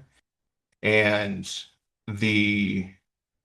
those assumptions are what in that valuation are how the contribution rate that we make that we base our monthly contributions on, or how that's calculated. So based on those assumption changes, the monthly contribution that we do as a percentage of our total payroll, that's adequate to meet the financial needs and requirements of the plan and make sure that it's financially stable and healthy. A few years ago, when we had some surplus funding at the end of the fiscal year, I made the recommendation to take that surplus and contribute it just to try to get a little bit farther ahead on that unfunded portion of the liability of the pension plan. And then again, that the following year was the same thing. And it got to the point where it was just kind of included in the operating budget. And along with that, I think it would be appropriate to maybe rethink that approach and maybe move back towards an evaluation of, at the end of a fiscal year, if there's a surplus, then let's, consider making a supplementary contribution, because the contributions that we make all year long are adequate to meet the funding requirements of the plan based on the assumptions in the plan that the board adopted. So, that being said, this portion of the budget adjustment would decrease the appropriations for that payment, and would be something that I would look at again after the end of the fiscal year to determine if there's any surplus funds that would be appropriate to recommend making that supplemental payment. Any questions on that? Yeah, I do. When we did that, I remember, I think it was 13 million unfunded liability. Do you remember off the top of your head? Yeah, it's changed a little bit, gone down a little bit, but to me, that sounded kind of urgent. Is that not, because I under the wrong assumption that's why we allocated that funding to try to plug that hole, or is it changed? Is it not as urgent anymore? So I don't know how to say urgent, because it seems like so many entities run unfunded liabilities, I mean. Yeah. Could you explain? So that unfunded liability is based on an assumption that if the entirety of the plan were to be liquidated today, that is the amount of money that the county would have to come up with to meet the financial obligations. My professional opinion is that's a very minute possibility. I don't know well, realistically, if that's even a possibility or likely We to would occur. have some Um, other there, very massive problem if that's. right. So, Well, and even just the requirements to retire and be able to pull that from, if we had everybody who was in that program pull out, a good majority of them wouldn't be eligible to start pulling those funds at full amount. right. So, but if there was somehow a possibility to have a run on the bank per se, we would be 12 million. So that's really what that, that's what that unfunded liability is. So is it urgent? Opinions differ. Some folks, have a very conservative approach and feel that that should be, met 100%, and there should be no unfunded liability. From my perspective, I think it's probably appropriate to maybe retain some of that cash and not try to meet 100% of that unfunded liability, because, cash in the bank now is more beneficial to the county than, in the future. So, I guess, long story short, it depends on an individual's perspective. If you look at the valuation that we receive from our actuarial firm every year on this plan, they're using the assumptions that were decided on a couple of years ago. There's not at any point in time forecasted to be a inability to meet the planned payout retirements. So, and then, some of those assumption changes that go into determining that unfunded liability and the required contribution rate included, lowering the forecasted or anticipated market rate of return, amortizing the unfunded liability over a shorter period, all of which, and there was a couple of more changes as well. I think we adjusted the life tables to use the same actuarial life tables that are used by Oregon PERS. All of those actions taken on paper actually increase that unfunded liability, because it shortened the period of time, and I guess adjusted those assumptions to reflect reality that we're in today. But the net effect was it increased the annual calculated contribution rate or monthly contribution rate that we make as a percentage of payroll. So what I'm saying is that urgency is reflected in the monthly contribution rate calculation that went up substantially the year following, and I think is right around 65% right now for of total wages for participants. So I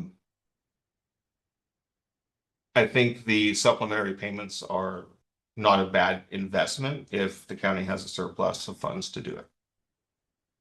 Where we're a little bit pinched on our general fund operating budget, I don't know that I could recommend that we continue to plan to make that payment out of our operating budget. I think it would be more fiscally prudent to wait till the end of the year, determine if there's a surplus, and then make supplementary payments at that time.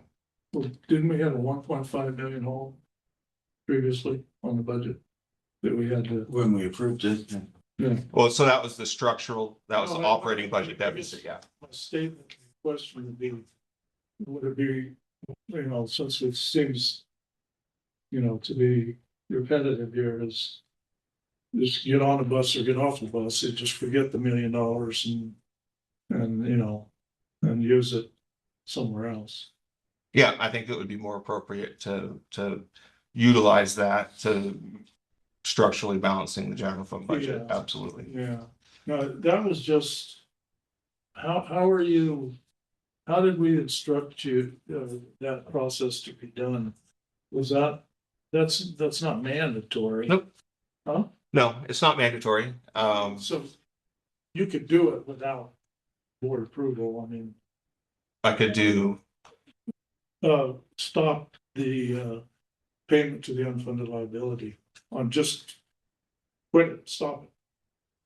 And then I from now on going forward, because Well, I suppose I could do that without board approval, but I wouldn't. No, I'm just trying to figure out, I'm trying to remember how we put that in place. Was it? Well, it started. I think with that initial time I brought it to the board, said, hey, we Yeah. had 300 and the next year it was 600,000. And then Yeah. we just incorporated it into the budget. And, you know, in light of the structural imbalance in the operating budget Yeah. and in light of this, I think it's Yeah, a good and I guess time to I'm saying, the reevaluate. reason I'm saying this is if we just said, okay, we're not gonna do that anymore, and then you could work with that from the get-go and not have to talk about it on a yearly basis if the money was needed. Is that something you would recommend or keep trying to Yeah, so I think act like we're gonna do it? I think you know, my approach in preparing like the fiscal 27 budget, I wouldn't assume that payment's going to be made. I would I'm not planning on incorporating that into our FY 27 proposed budget.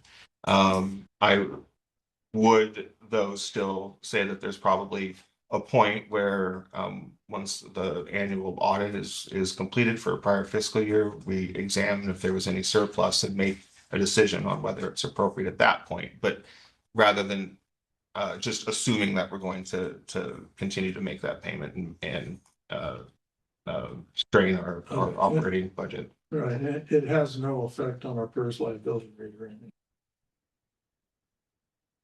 So this isn't PERS, this is the county administered pension plan. Right, okay. It's not going to make it increase more than it otherwise would have.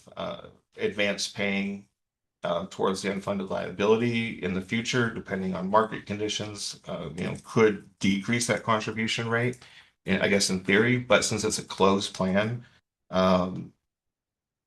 you know, and every person that retires, there's fewer people participating. That contribution rate is going to continue to increase. So it's just a method of, you know, getting ahead a little bit faster than the plan that was already adopted. No, I guess my last question.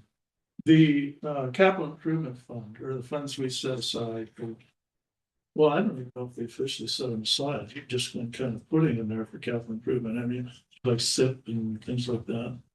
Those are readily moved pretty easily. Going to plug holes and stuff, right? If there's, I guess, yeah, I don't know if with respect, I don't know if I agree with the characterization that I just put them there. That's my recommendation that I bring forward to the budget committee in the proposed budget, because I hadn't received any other direction. So just based on, you know, sound financial planning and knowing the capital plans that are in the future, that's where that recommendation has come from. Now, I guess to answer the other part of that question, you can certainly, you know, it's within the board's discretion to take any of those funds and recommit them to any other purpose to the extent that they're not restricted by any outside organization. Okay, because we're simultaneously moving forward with budget projections for a capital improvement plan. And those funds could be open to be drawn down for other purposes. Not without a board action.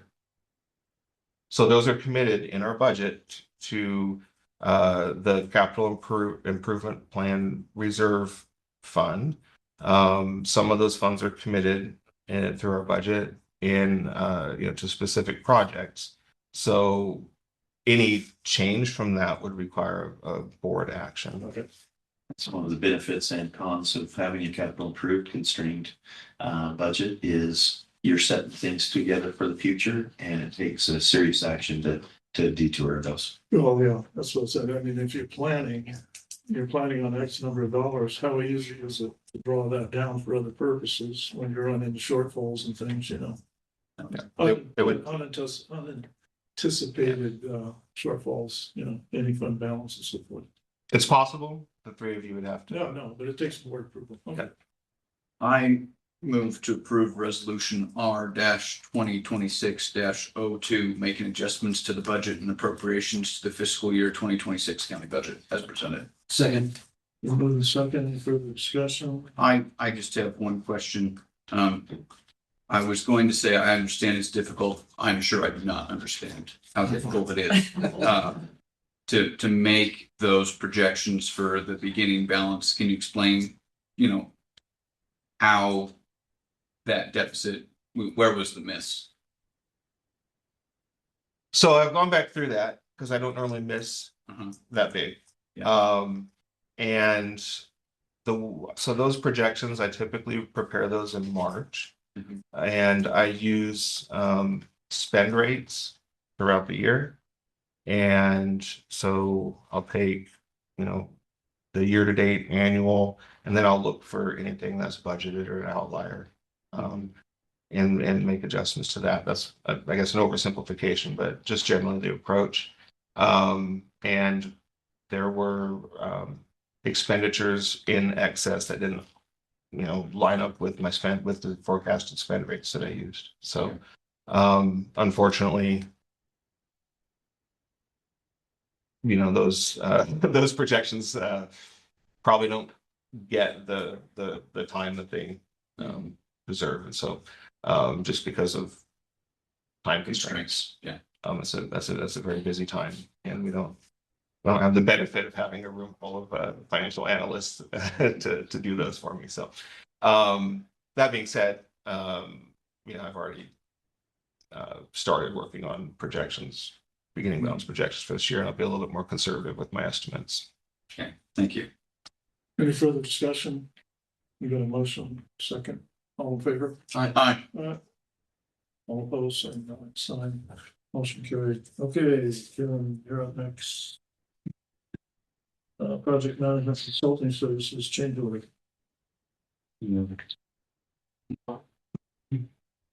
Oh, whoops, I skipped one. Okay, this is for project management consulting provided by Barry Dunn for the ERP project. Just as a recap of the services that they're providing, the county's contracted with them to facilitate and assist with the project management of the ERP project that is currently underway and scheduled to continue to be underway until I guess beginning of fiscal year 28. There was a delay in the project timeline when the county had previously selected a vendor to provide a system. And we were met with some challenges that we were not able to overcome with that vendor, terminated that agreement, and pivoted to the second place vendor, which I just will add is turning out to be a very fortunate outcome. Actually, they're really doing a good job and meeting expectations so far. But anyways, that delay of about 6 months in the project timeline, while we worked through those challenges with that vendor, Barry Dunn continued to provide project management support and facilitate with trying to address those challenges. And then once we decided to terminate that agreement, going back and facilitating the reselection of a new vendor. That period of time, those services were not originally included in the hours budgeted for their project management. They've recalculated and determined that they would need probably an additional 450 hours to continue to provide the level of support that we've requested through the duration of the project. That has about I thought I put that. About $112,500. Yeah. Impact on the total contract. I don't anticipate that a budget adjustment is necessary for this year because that incremental cost is spread out across the entirety of the project. But they are asking for the change order now because if it's not approved, then in order to meet their existing contract amounts, they would need to reduce the services that they're providing, which is not something that I could recommend. This was pretty much anticipated. Right, I mean, when we had the other, okay. Yeah. So it's kind of in line. Project delays cause Yeah, no. cause overruns, yeah. It's not anything that you didn't see coming. Okay. Any questions? Yes. I move to approve change order number 1 to the original implementation project management services agreement with Barry Dunn and authorize the county administrator to sign. Second. Move to second. Any further discussion? All in favor? Aye. Not opposed? Motion carried. Okay. Audit readiness and technical accounting assistance proposal to. So this agenda item addresses a couple of issues. First, as the commissioners are aware, we've had some staffing challenges. We had hoped that those were addressed, but fully with the job offer that went to a potential finance manager candidate that was not ultimately accepted. And so that vacancy continues. That is, putting a bit of a strain on just general accounting duties on a day-to-day basis. There's a gap. We're behind on some things, and that continues to be exacerbated as long as that vacancy persists. The second challenge in reviewing the ERP project timeline, the scheduled go live date for the financial module is October of next year. And the 2 to 3 months leading up to that go live are going to be the most resource intensive and demanding in terms of our time commitments from staff period of the project when it comes to finance and accounting. The reason for that is all of the user acceptance and testing and verification that goes into preparing and making sure that we're ready to sign off and go live on a new system. So that, July, August, September time period is also our peak time period for year-end close and audit services and audit activities, audit preparation. Even if we had didn't have the vacancy in the finance manager position, I don't know how we're going to be able to balance those resource requirements. Doing audit preparation is certainly a full-time task for our staff, as well as this preparation for the ERP system go live. And those are scheduled to occur at the same time. So as a solution to that, I feel like it would be prudent to engage with an outside accounting firm to address both of those needs. And so I asked, and this is a different division within Barry Dunn. They have an assurance and accounting division. They have a whole team set up just for state and local governments to do audit assurance and consulting services. So I reached out to this team, and actually I used them for our current audit to prepare some materials related to a new GASB pronouncement that we just weren't going to have time to do in-house. And they met and exceeded my expectations and came in a little bit below budget on that. So the experience with them has been phenomenal. Their accounting team is also helping with some data preparation and cleanup of financial data on the ERP project. So because of their familiarity, that's the reason I requested a proposal from them. And what this proposal includes is monthly accounting support and also some process improvement and standardization on a monthly basis with the goal and intention of, once we get to the end of this fiscal year, it is just like any other month end, and there's most of the audit preparation work is done. And then it does include some significant time at the budgeted towards the end of the proposal during the July, August, September timeframe of next year, in anticipation of the increased demands in fielding requests from auditors and providing support through that process so that we can be both successful with the ERP go live and the financial audit for fiscal year 26. Looking at the finance department's budget for the current fiscal year, we've Matt and I identified we have in excess of, I think, right around $100 to $110,000 as of today in underspend, mostly due to vacancy. And so every month that continues, it's roughly another $10,000 of underspend. So I don't anticipate that we'll need a budget adjustment for the current fiscal year. There will be hopefully we're able to fill the finance manager position at some point, which would require the services provided under this agreement to be incorporated into the finance department budget in the coming fiscal year. But I'm going to do everything I can to minimize the budgetary impact of that. So, but for the current year, I think that we can fully manage within current available funds.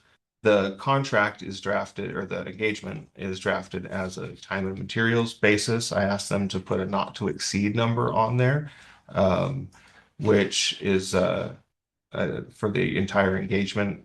I think the not to exceed was a little over, I think it was 200,000.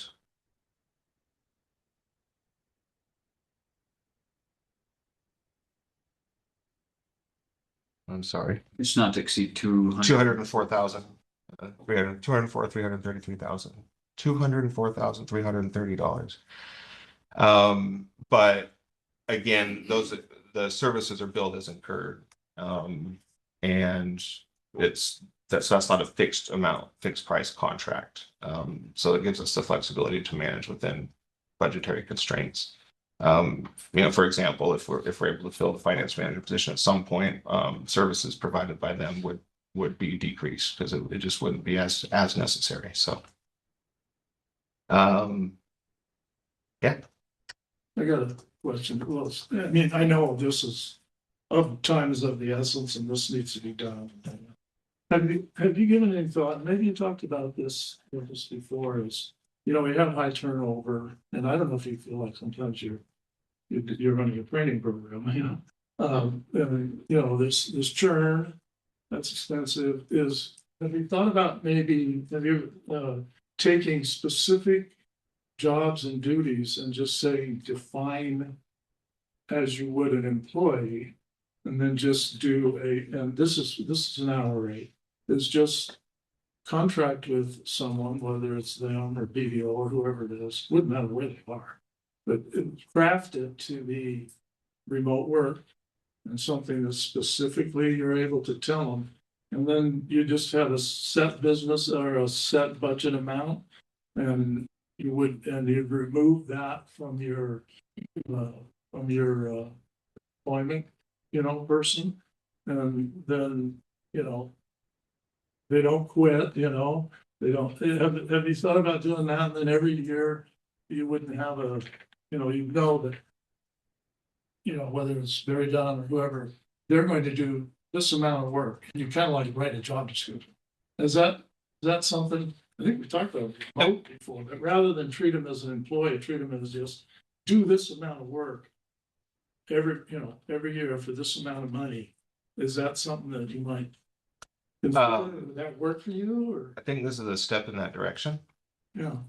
And because of the churn and the turnover, and I've tried to maintain an optimistic outlook that eventually it'll settle down a little bit, but it seems to be pervasive for whatever reason, and we need to. I think it would be wise to have an outside professional resource that can help fill those gaps and provide some stability.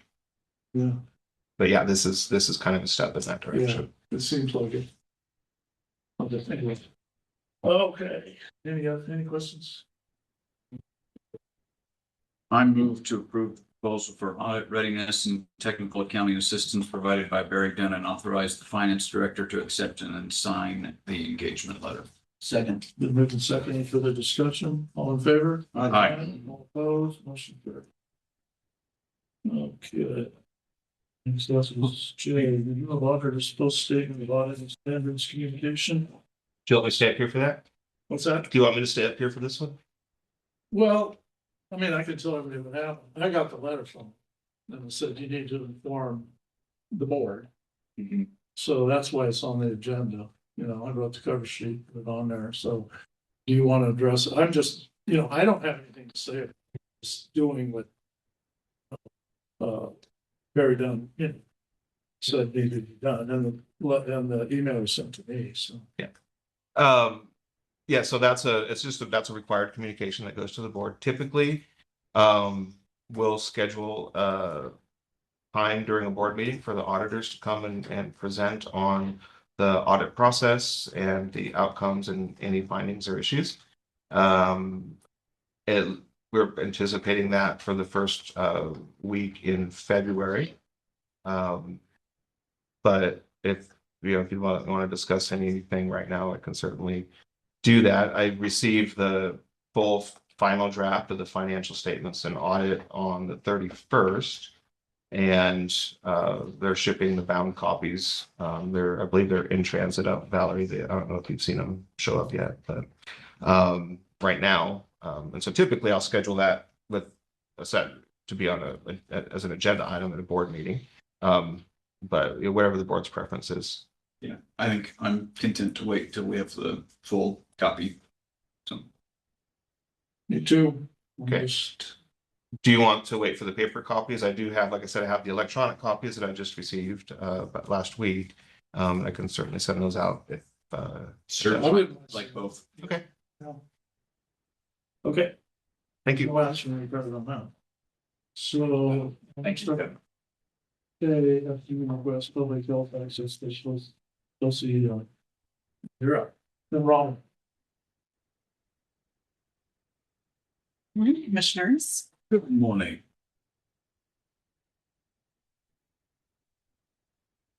Right. All right.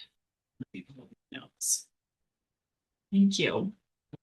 Today we have for your consideration an out-of-cycle FTE request for a second public health access specialist within the public health department. Funding for this position is provided through an amendment to the intergovernmental agreement with Oregon Health Authority for Public Health Services. You approved the latest amendment to that agreement during the October 15th Board of Commissioners meeting this most recent year. And in this, the funding for program element 75, which addresses the LPWAMA services, was increased by $96,253 in anticipation of an additional position to meet workload created when ODHS discontinued assistance for well testing. Their assistance with the well testing. The work is now handled by county public health staff. And this position is grant reliant and so will remain in place only while funding continues, and it is not supported by general fund resources. The FTE application, job description, cost estimate, and previously approved IGA amendment were all attached for your review. And in alignment with county policy, the Personnel Review Committee, which is myself, Matt, and Kevin, reviewed the request, and we recommend approval for this out of cycle FTE request. Anything to add? Nope. Okay. Yeah. Just That's it? Okay. yeah. Questions? OJ graciously wanted to support this work, so added some funding to that program element. So yeah, we'd like to utilize the Alternatively, funding. they wanted somebody else to deal with it, but I appreciate it. Right. You're probably right. But Anyway, we've been anticipating getting some help in this department for a while because I have one person that's very overloaded with the workload, so. Yeah. So, Chelsea, you said that this would not come from general fund monies, but when I'm reading the fiscal impact, what we're proposing and what the grant provides don't match up, and so we're talking about at least a little bit out of somewhere else, and That's a good question. where are we gonna take that from? Yeah, so I had chatted with Matt about this, just so that I could understand, because, you know, like most budget items, it is an estimate, that we're going into the year with. And so the way that we put that on our request is that we budget all the way up to step 4, because we are able to hire anywhere between step 1 and 4 without additional approval. And so we kind of paint like the worst case scenario. And then we don't anticipate the grant itself, got approved to bring the person in at step 1, I believe is what that is. So that is the plan for that one. And then also in discussing this with Matt, he shared that we have an additional 10% for indirect charges, and also a health, and that one was just a little bit over $20,000. And then we also have a healthy supply and travel amount in the grant, which is almost $29,000. So there is additional funding within the kind of allowance. That's not just the 96,253. So good question on that. Yeah. And also on the budgeting aspect of it, we do also budget for full benefits, like the highest cost possible, which that just varies depending on the person and what they bring to the table when they enroll. So.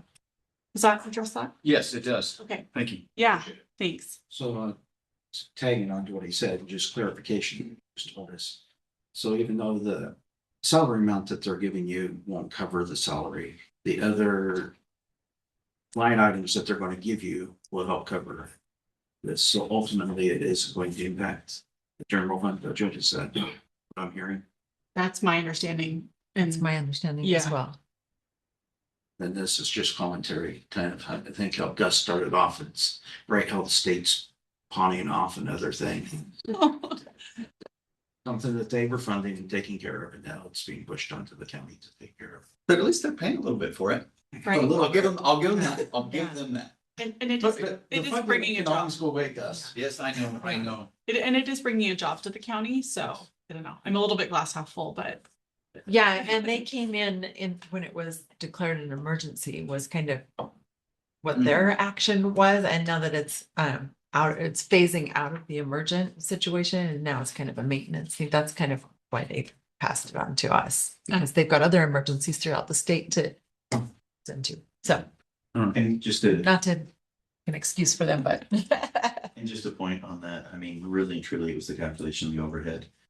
In the grant application, it just allowed a certain percentage. We need to bump that up and adjust for our higher standard step rates rather than shooting for grade 1 or step 1. So there's a few things we can do on it for future consideration, but I think we can do it under the current budget. Well, I know that it's in here stated that, when the grant goes away, the position goes away. I just want to make sure, at least from my perspective, that thank you for that. Yes. grant positions are there until the grant goes away. Absolutely. As long as the grant's there, the positions. And that is stated in the in the Job posting. Yeah, the job posting that is picked, but exactly. Yeah, which also remains in the job description. And then also for these type of positions, I'm going to be ensuring that our offer letter template includes that information, just so that it's extra clear, because if that eventuality does come, I want the person to feel like they were given as much notice as humanly possible and we're aware of the constraints going into it. So yeah. Thank you. Absolutely. Yeah, thank you. Good call out. Any other questions? Okay. Motion. I move to approve the out-of-cycle FTE request for a second public health access specialist under the Public Health Department. Move in second. Further discussion. All in favor? Aye. Okay, final item is. Thank you. Thank you. Thank you. One who pulled out of substation. You, Justin. Perfect. Thank you very much. This was one we had quite a few documents in here, more just the request and the history that Pacific Corp contacted Morrow County. It was the planning department at first requesting a 600-foot easement across a 5 wide stretch county owns near this Maverick substation plan. Part of this project there, the Pacific Corp state that the substation will interconnect with a 500 kilowatt transmission line that's located immediately east of the substation. And we included a map that got a little bit smudged together, I think, when it got in the PDF. Maybe it's just how it was. But basically, this is out on, it's called Greenwood Road. A unique aspect of the road when we were looking at it first was the road kind of jaunts. I guess that's the term I would use. It's not a straight road, it kind of just goes down and jaunts, but the easement still kind of goes straight. So I think it was when Pacific was looking at this and realized, oh, well, this easement's kind of up here, right in this path that we were going to be going on. Even though you would look at it and say this road kind of goes on, it doesn't really follow the path of the road, but the easement goes straight across the farmland. So in the picture I've attached in that, you kind of see a little highlight section I kind of put in, just kind of give the idea that if it was straight, it goes across this farmland more. One of the things they said, well, it's, the county has the easement right there. We get access to it. It's not being utilized, not really affecting the road. And one thing I said was, well, whose farm property is that? And because I'm pretty sure I'm looking at this is a farm piece of property. Sure, the county has this easement right there, but it has been tilled and farmed and everything else. And so I can imagine that the homeowners, if all of a sudden the county gave up this easement and said, yeah, we're not granted this easement to put this line in, and the farmer's gonna say, what the heck? I farmed this land forever. And so I asked Pacific Corp originally at first to say, hey, are they part of this project? And the response was yes. And I said, well, who is it? It's the okay, I guess the Hale Trust that owns it. I reached out to the trust person and I included the email in the packet that they're in agreement with it, the easement, just because it was also they're a part of the project already. So I said, that's one issue. I can just imagine the landowner being upset, even though there has been this easement. So based upon that, we worked with the easement documents and submitted that at that point to recently Bobby. I appreciate it. Looked it over and said, oh, here's some of the issues I have a little bit with the easement document. They have terminology of tentative partition and just some of the framework. I forwarded that to the Pacific Corp Council and they said, all right, here are the changes. And basically we fixed those errors, I believe. Or issues or concerns that Bobby had. Also talked with Matt Kenny. He was included as a survey aspect. And some of the concerns are taken care of. He still had one concern about a survey markers on the north end of the sections. I have his email, but he still raised a few concerns. I'm not sure if he's on. I don't think he is. I know I've emailed him, so he may have been on here, but no. Okay, that was the only thing where he still, I think, has some questions and concerns just about the surveying aspect of it. There was another question to me and Erica regarding just that road. If it's, I know how these roads get somewhat. There's a road like this right in front of my house where I can see the electrical lines go straight, but at some point, my grandfather or somebody decided that, hey, we don't want this road going right in front of our house. Let's just kind of have it go around this way a little bit.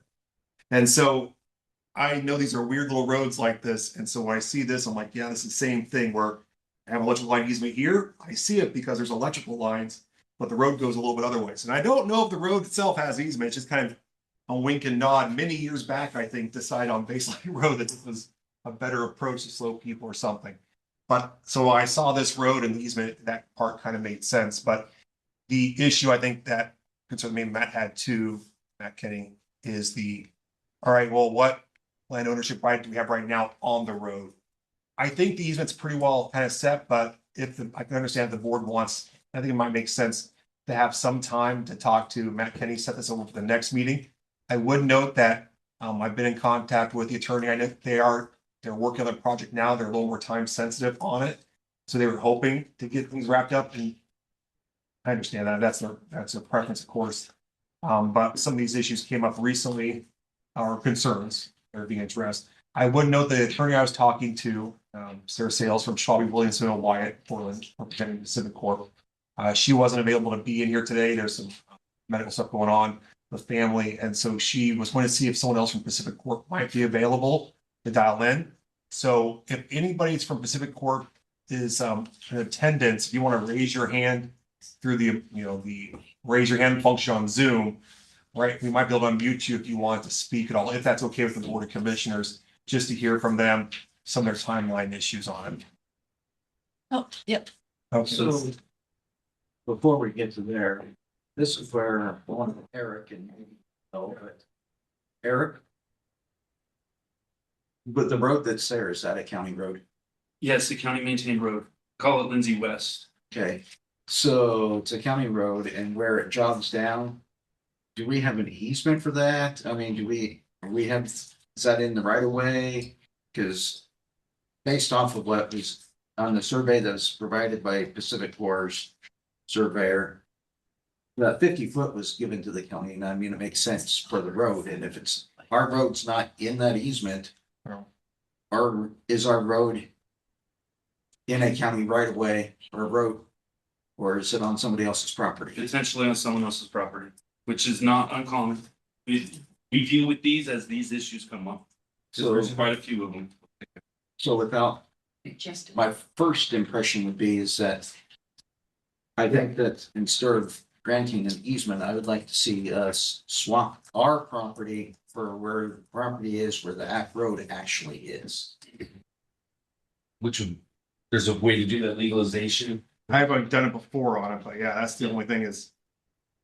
Yeah, That'd be my first Preference take is on to it. make sure that we don't give away an easement and then don't have anything for the road. That our road's on somebody else's property? Mhm. Yes. Yeah. And that's just, if I may, that's consistent with what Matt Kenny was recommending, is to actually survey so we know what is owned by the county and what's not, which makes a lot of sense. Okay. I think it's just the odd, not concerns, but, and I think Pacific Corp might speak to this too, is we're trying to clean up our road aspect too, which definitely has an issue. And at the end of it, then theoretically that the space where the easement is now is not being utilized by the county. It doesn't really have a purpose, or, you know what I mean? It's just, it hasn't been farmed. And so I think their only concern is being held up while the county tries to fix out the road issue, which is what can happen, but that's the only issue. Is I think they even looked at this like, oh, this should be a straight road. Well, hold on a second. No, it's not. There is no, the path they were in use doesn't have any utilization, utilities or anything else in that space right now. And it goes along the road, I believe. But if we want to mute and see if they might be able to speak, I think there is Yeah. Maggie Hodden. Let's call on him, Justin. Okay. All right, is Maggie unmuted? Yeah. I mean, okay. Maggie, this is Justin Nelson, Morrow County Council here with the Board of Commissioners.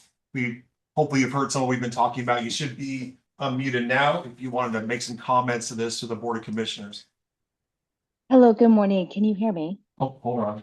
At least 1 second.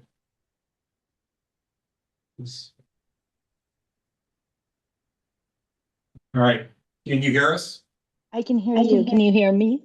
Now we hear you just fine. Thank you. Perfect. Thank you so much. Nice to meet you all. And Justin, thank you so much for all your help and helping us process our request that we have for our Maverick substation property. I do have on the phone as well our project surveyor, Andrew Houston with SNF Land Services. And so today we're here to offer any, support or help try to answer any questions that you all may have at present. If we don't have the answer, of course, we'll take those away and be able to formulate more firm answers for you all as you consider our request. I think one of the main questions, and don't want to jump into the board, is the timeline issue. I know the county has some concerns with the current placement of the road, the county road, and trying to make correct if it's not their right.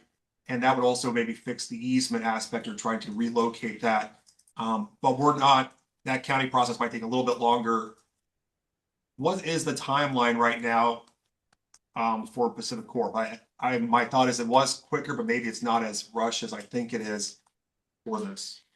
No, thank you. That's a fair question. So Pacific Corp has an option to purchase property with the landowner. We have to exercise our option by before April 1st. But before we can do that, this matter that we're talking about today is actually a condition of one of the permits that Pacificorp received for the partition plat and the land use development permit through Morrow County Planning Department. So we're trying our hardest here to adhere to this and to, of course, button up gaps in land ownership, as we've all kind of understood today and have outlined in various maps. So what we're looking for today is, the access easement for a road and power lines to go over that belted area, which is about 50 feet by 600 feet of the subject property. So that April 1st that's one of the dates, but also I think you mentioned then that there's based upon some of the planning documents, or I don't know if we've seen those, but maybe there's a condition. We have Tamara Mabbitt, our planning director here. I'm not sure if she can speak to it because she wasn't notified, I think, but she is coming up to see if she has the information to provide the board just as background on that. Yeah, and if you could share the screen with Stephen, I think he brought up a map. It took me a minute this morning to wrap my head around the issues. He should be able to share. Okay, can you share, Stephen? So, hi Maggie, I haven't met you before, but you are correct. September 8th, we issued our notice of decision, and one of the conditions was to clarify this easement matter. They're proposing a 60-foot roadway access easement on private property, but 50 feet of that crosses this strip of land. And Stephen will show you a map. There is the county roadway, a gap, and then this 50-foot strip of land. I've never seen anything quite like it. So I think, to Matt Kenny's point, surveying that to make sure we have the correct legalization of that roadway, and then however the county wants to dispense of that 50-foot ownership piece, one option would be to deed that over to the landowner in exchange for an use of it. However it works, those things happen, and cleaning up through the legalization process would work. Yes. But then the time, yeah. Thanks. Oh, he's still trying to get the map. Yeah, I've got a bunch of stuff open, and I think I actually closed the map. I'm sorry. Hold on. And so I think that's the key to it, is just that 50-foot, just a little bit of a section that they're planning for the road on there. Right. So how long would legalization take? I'm not sure the process we've done before. Are you? I don't remember anything like that. It's taken a year, but I mean, we had to fast track things and make it a priority. I mean, I think it would depend on the time Matt Kenny has, and that could be a matter of a few weeks, I suppose. I don't want to speak for Matt. Yeah. And of course, we're meeting on the 1st and 3rd Wednesday, and Bobby's got her hand raised. Stephen, can you find the map? Yeah, I'm pulling it up right. I just got 30 things on my computer here. Right. I think Bobby, you're muted now too, if you wanted to talk. And as I mentioned to the board, definitely appreciate Bobby's comments on it too. And we did send out some corrections based upon her comments, but go ahead, Bobby. Maybe she. Well, I guess I told Can you hear me now? Yes. Yep. Okay, so Matt was just in here. Matt's on his way over. Oh yeah, there he is. He's coming up. Matt Kenny. Yeah. So my concerns were that you guys can do whatever, but when that came in here, I would not have put it into record. It didn't meet my requirements. So in the future, it'd be nice if you made sure that I would accept it too. So yeah, well, I think that makes sense. Now, just real quick comment, Bobby. I agree. The first one that came in with your comments and stuff we weren't going to do, but there was a most recent one that we forwarded on. Was there still concerns with, besides the other issues we talked about with the easement? You mean the redlined one? Correct. Well, I didn't make it because after Matt's piece with it, I backed up. I just would never put the county commissioner signing something with a blank will be added at some point, and it's a tentative. Those are just things I I reached out to our recording group and no one would touch that. And just what Bobby means too is there was in the exhibit B of the original draft of the easement, talk about tentative partition plan proposed as parcel 2. Of course, that partition plan thing is tying also to the planning department. So they're trying to do a partition, but then needing the roadway set first for doing that. So it is kind of which one happens first. But that part was removed from the red line version. But I agree also with Bobby that in the future, including her, Matt too, just needs to review ahead of time. Bob, that way we don't have any hiccups because Bobby's able to say, hey, yeah, I wouldn't be able to record this.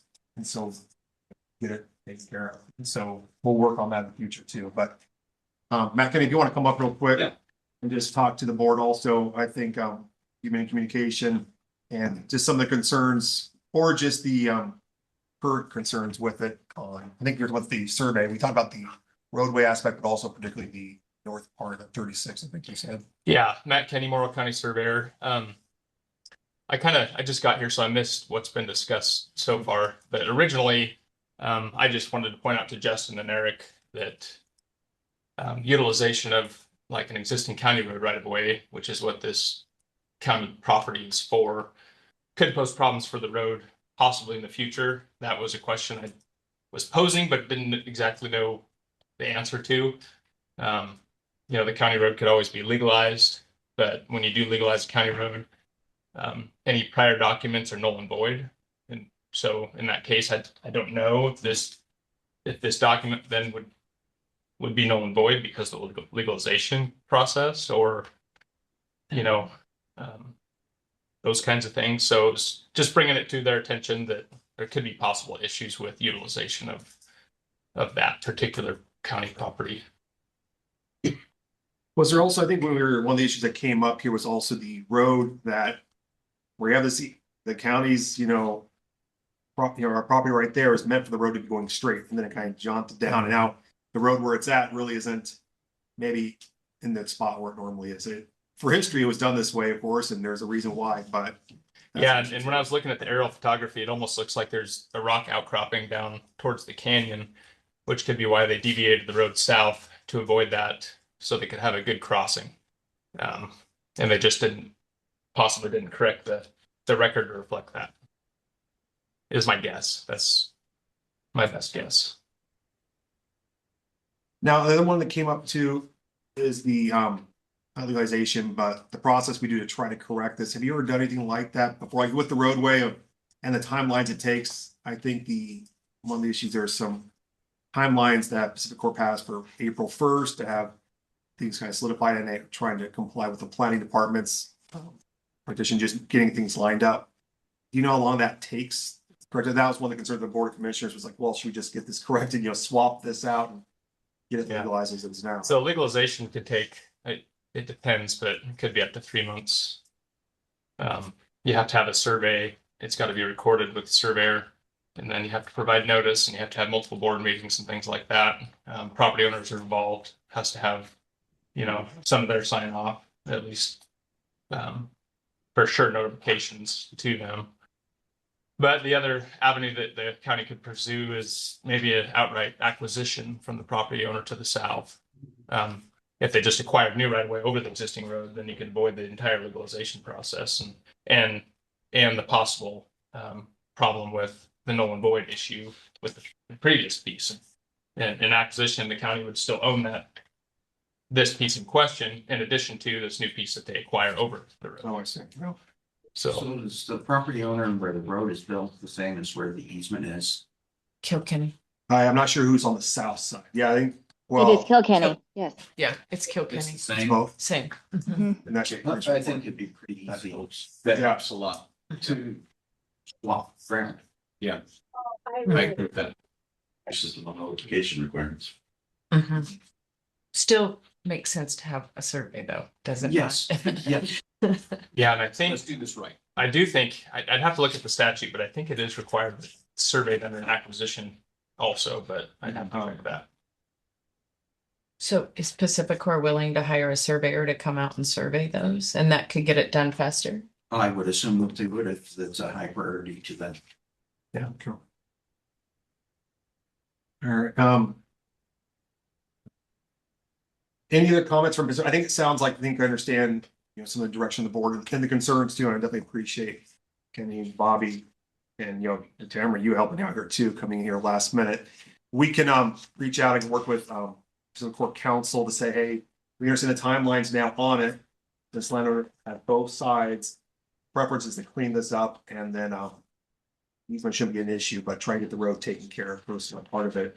And whatever way is quicker, I guess, and easier, but really just getting the road set, may not through legalization, but just purchasing the property or getting ownership of it. And then that easement stays in place, maybe still just because it's cleaner that way, possibly too, and then granting it. Yeah, makes sense. I think I can understand if you communicate that with us. If we could also, I might ask I'll think about this for keeping this on the next BOC, just as a business item for his discussion update. We can do that possibly, but I'll submit an agenda cover sheet if we need to.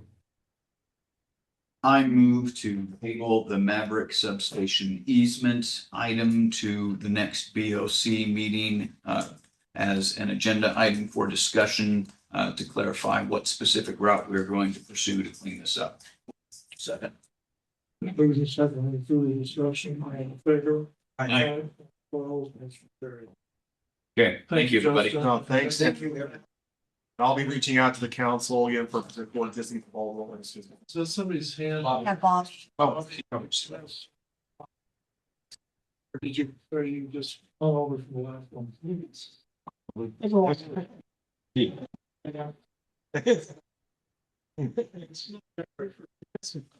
Bobby, do you have anything you want to say? Add to it, okay. Don't hear nothing. Okay. What? All right. she's doing better. It's all good. Okay, that concludes our business. The correspondence, Correspondence. Commissioner.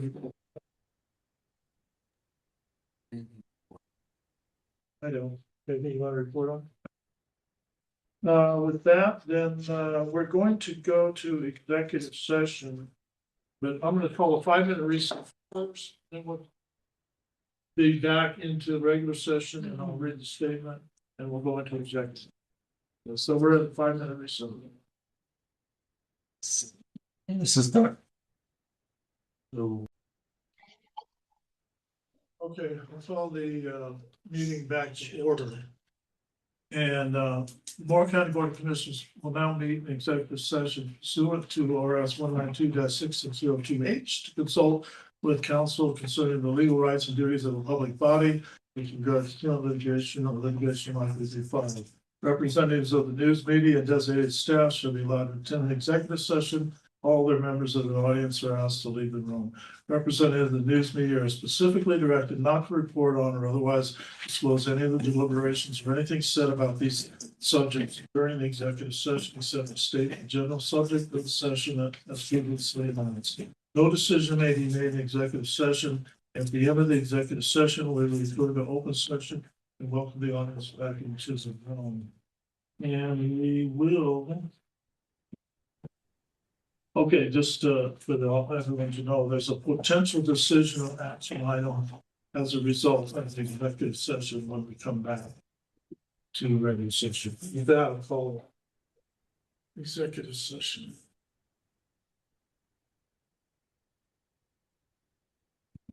So everybody leaves but Dan. You take him out. I don't know how that. You guys here.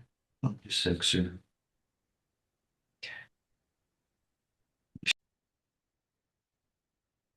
Okay, we'll call the meeting back into regular session. There won't be any decisions made at this time. Any other business before the commission? Just for, if there's anybody left online, we do have a work session at 1:30 this afternoon. So. That's, call the meeting adjourned.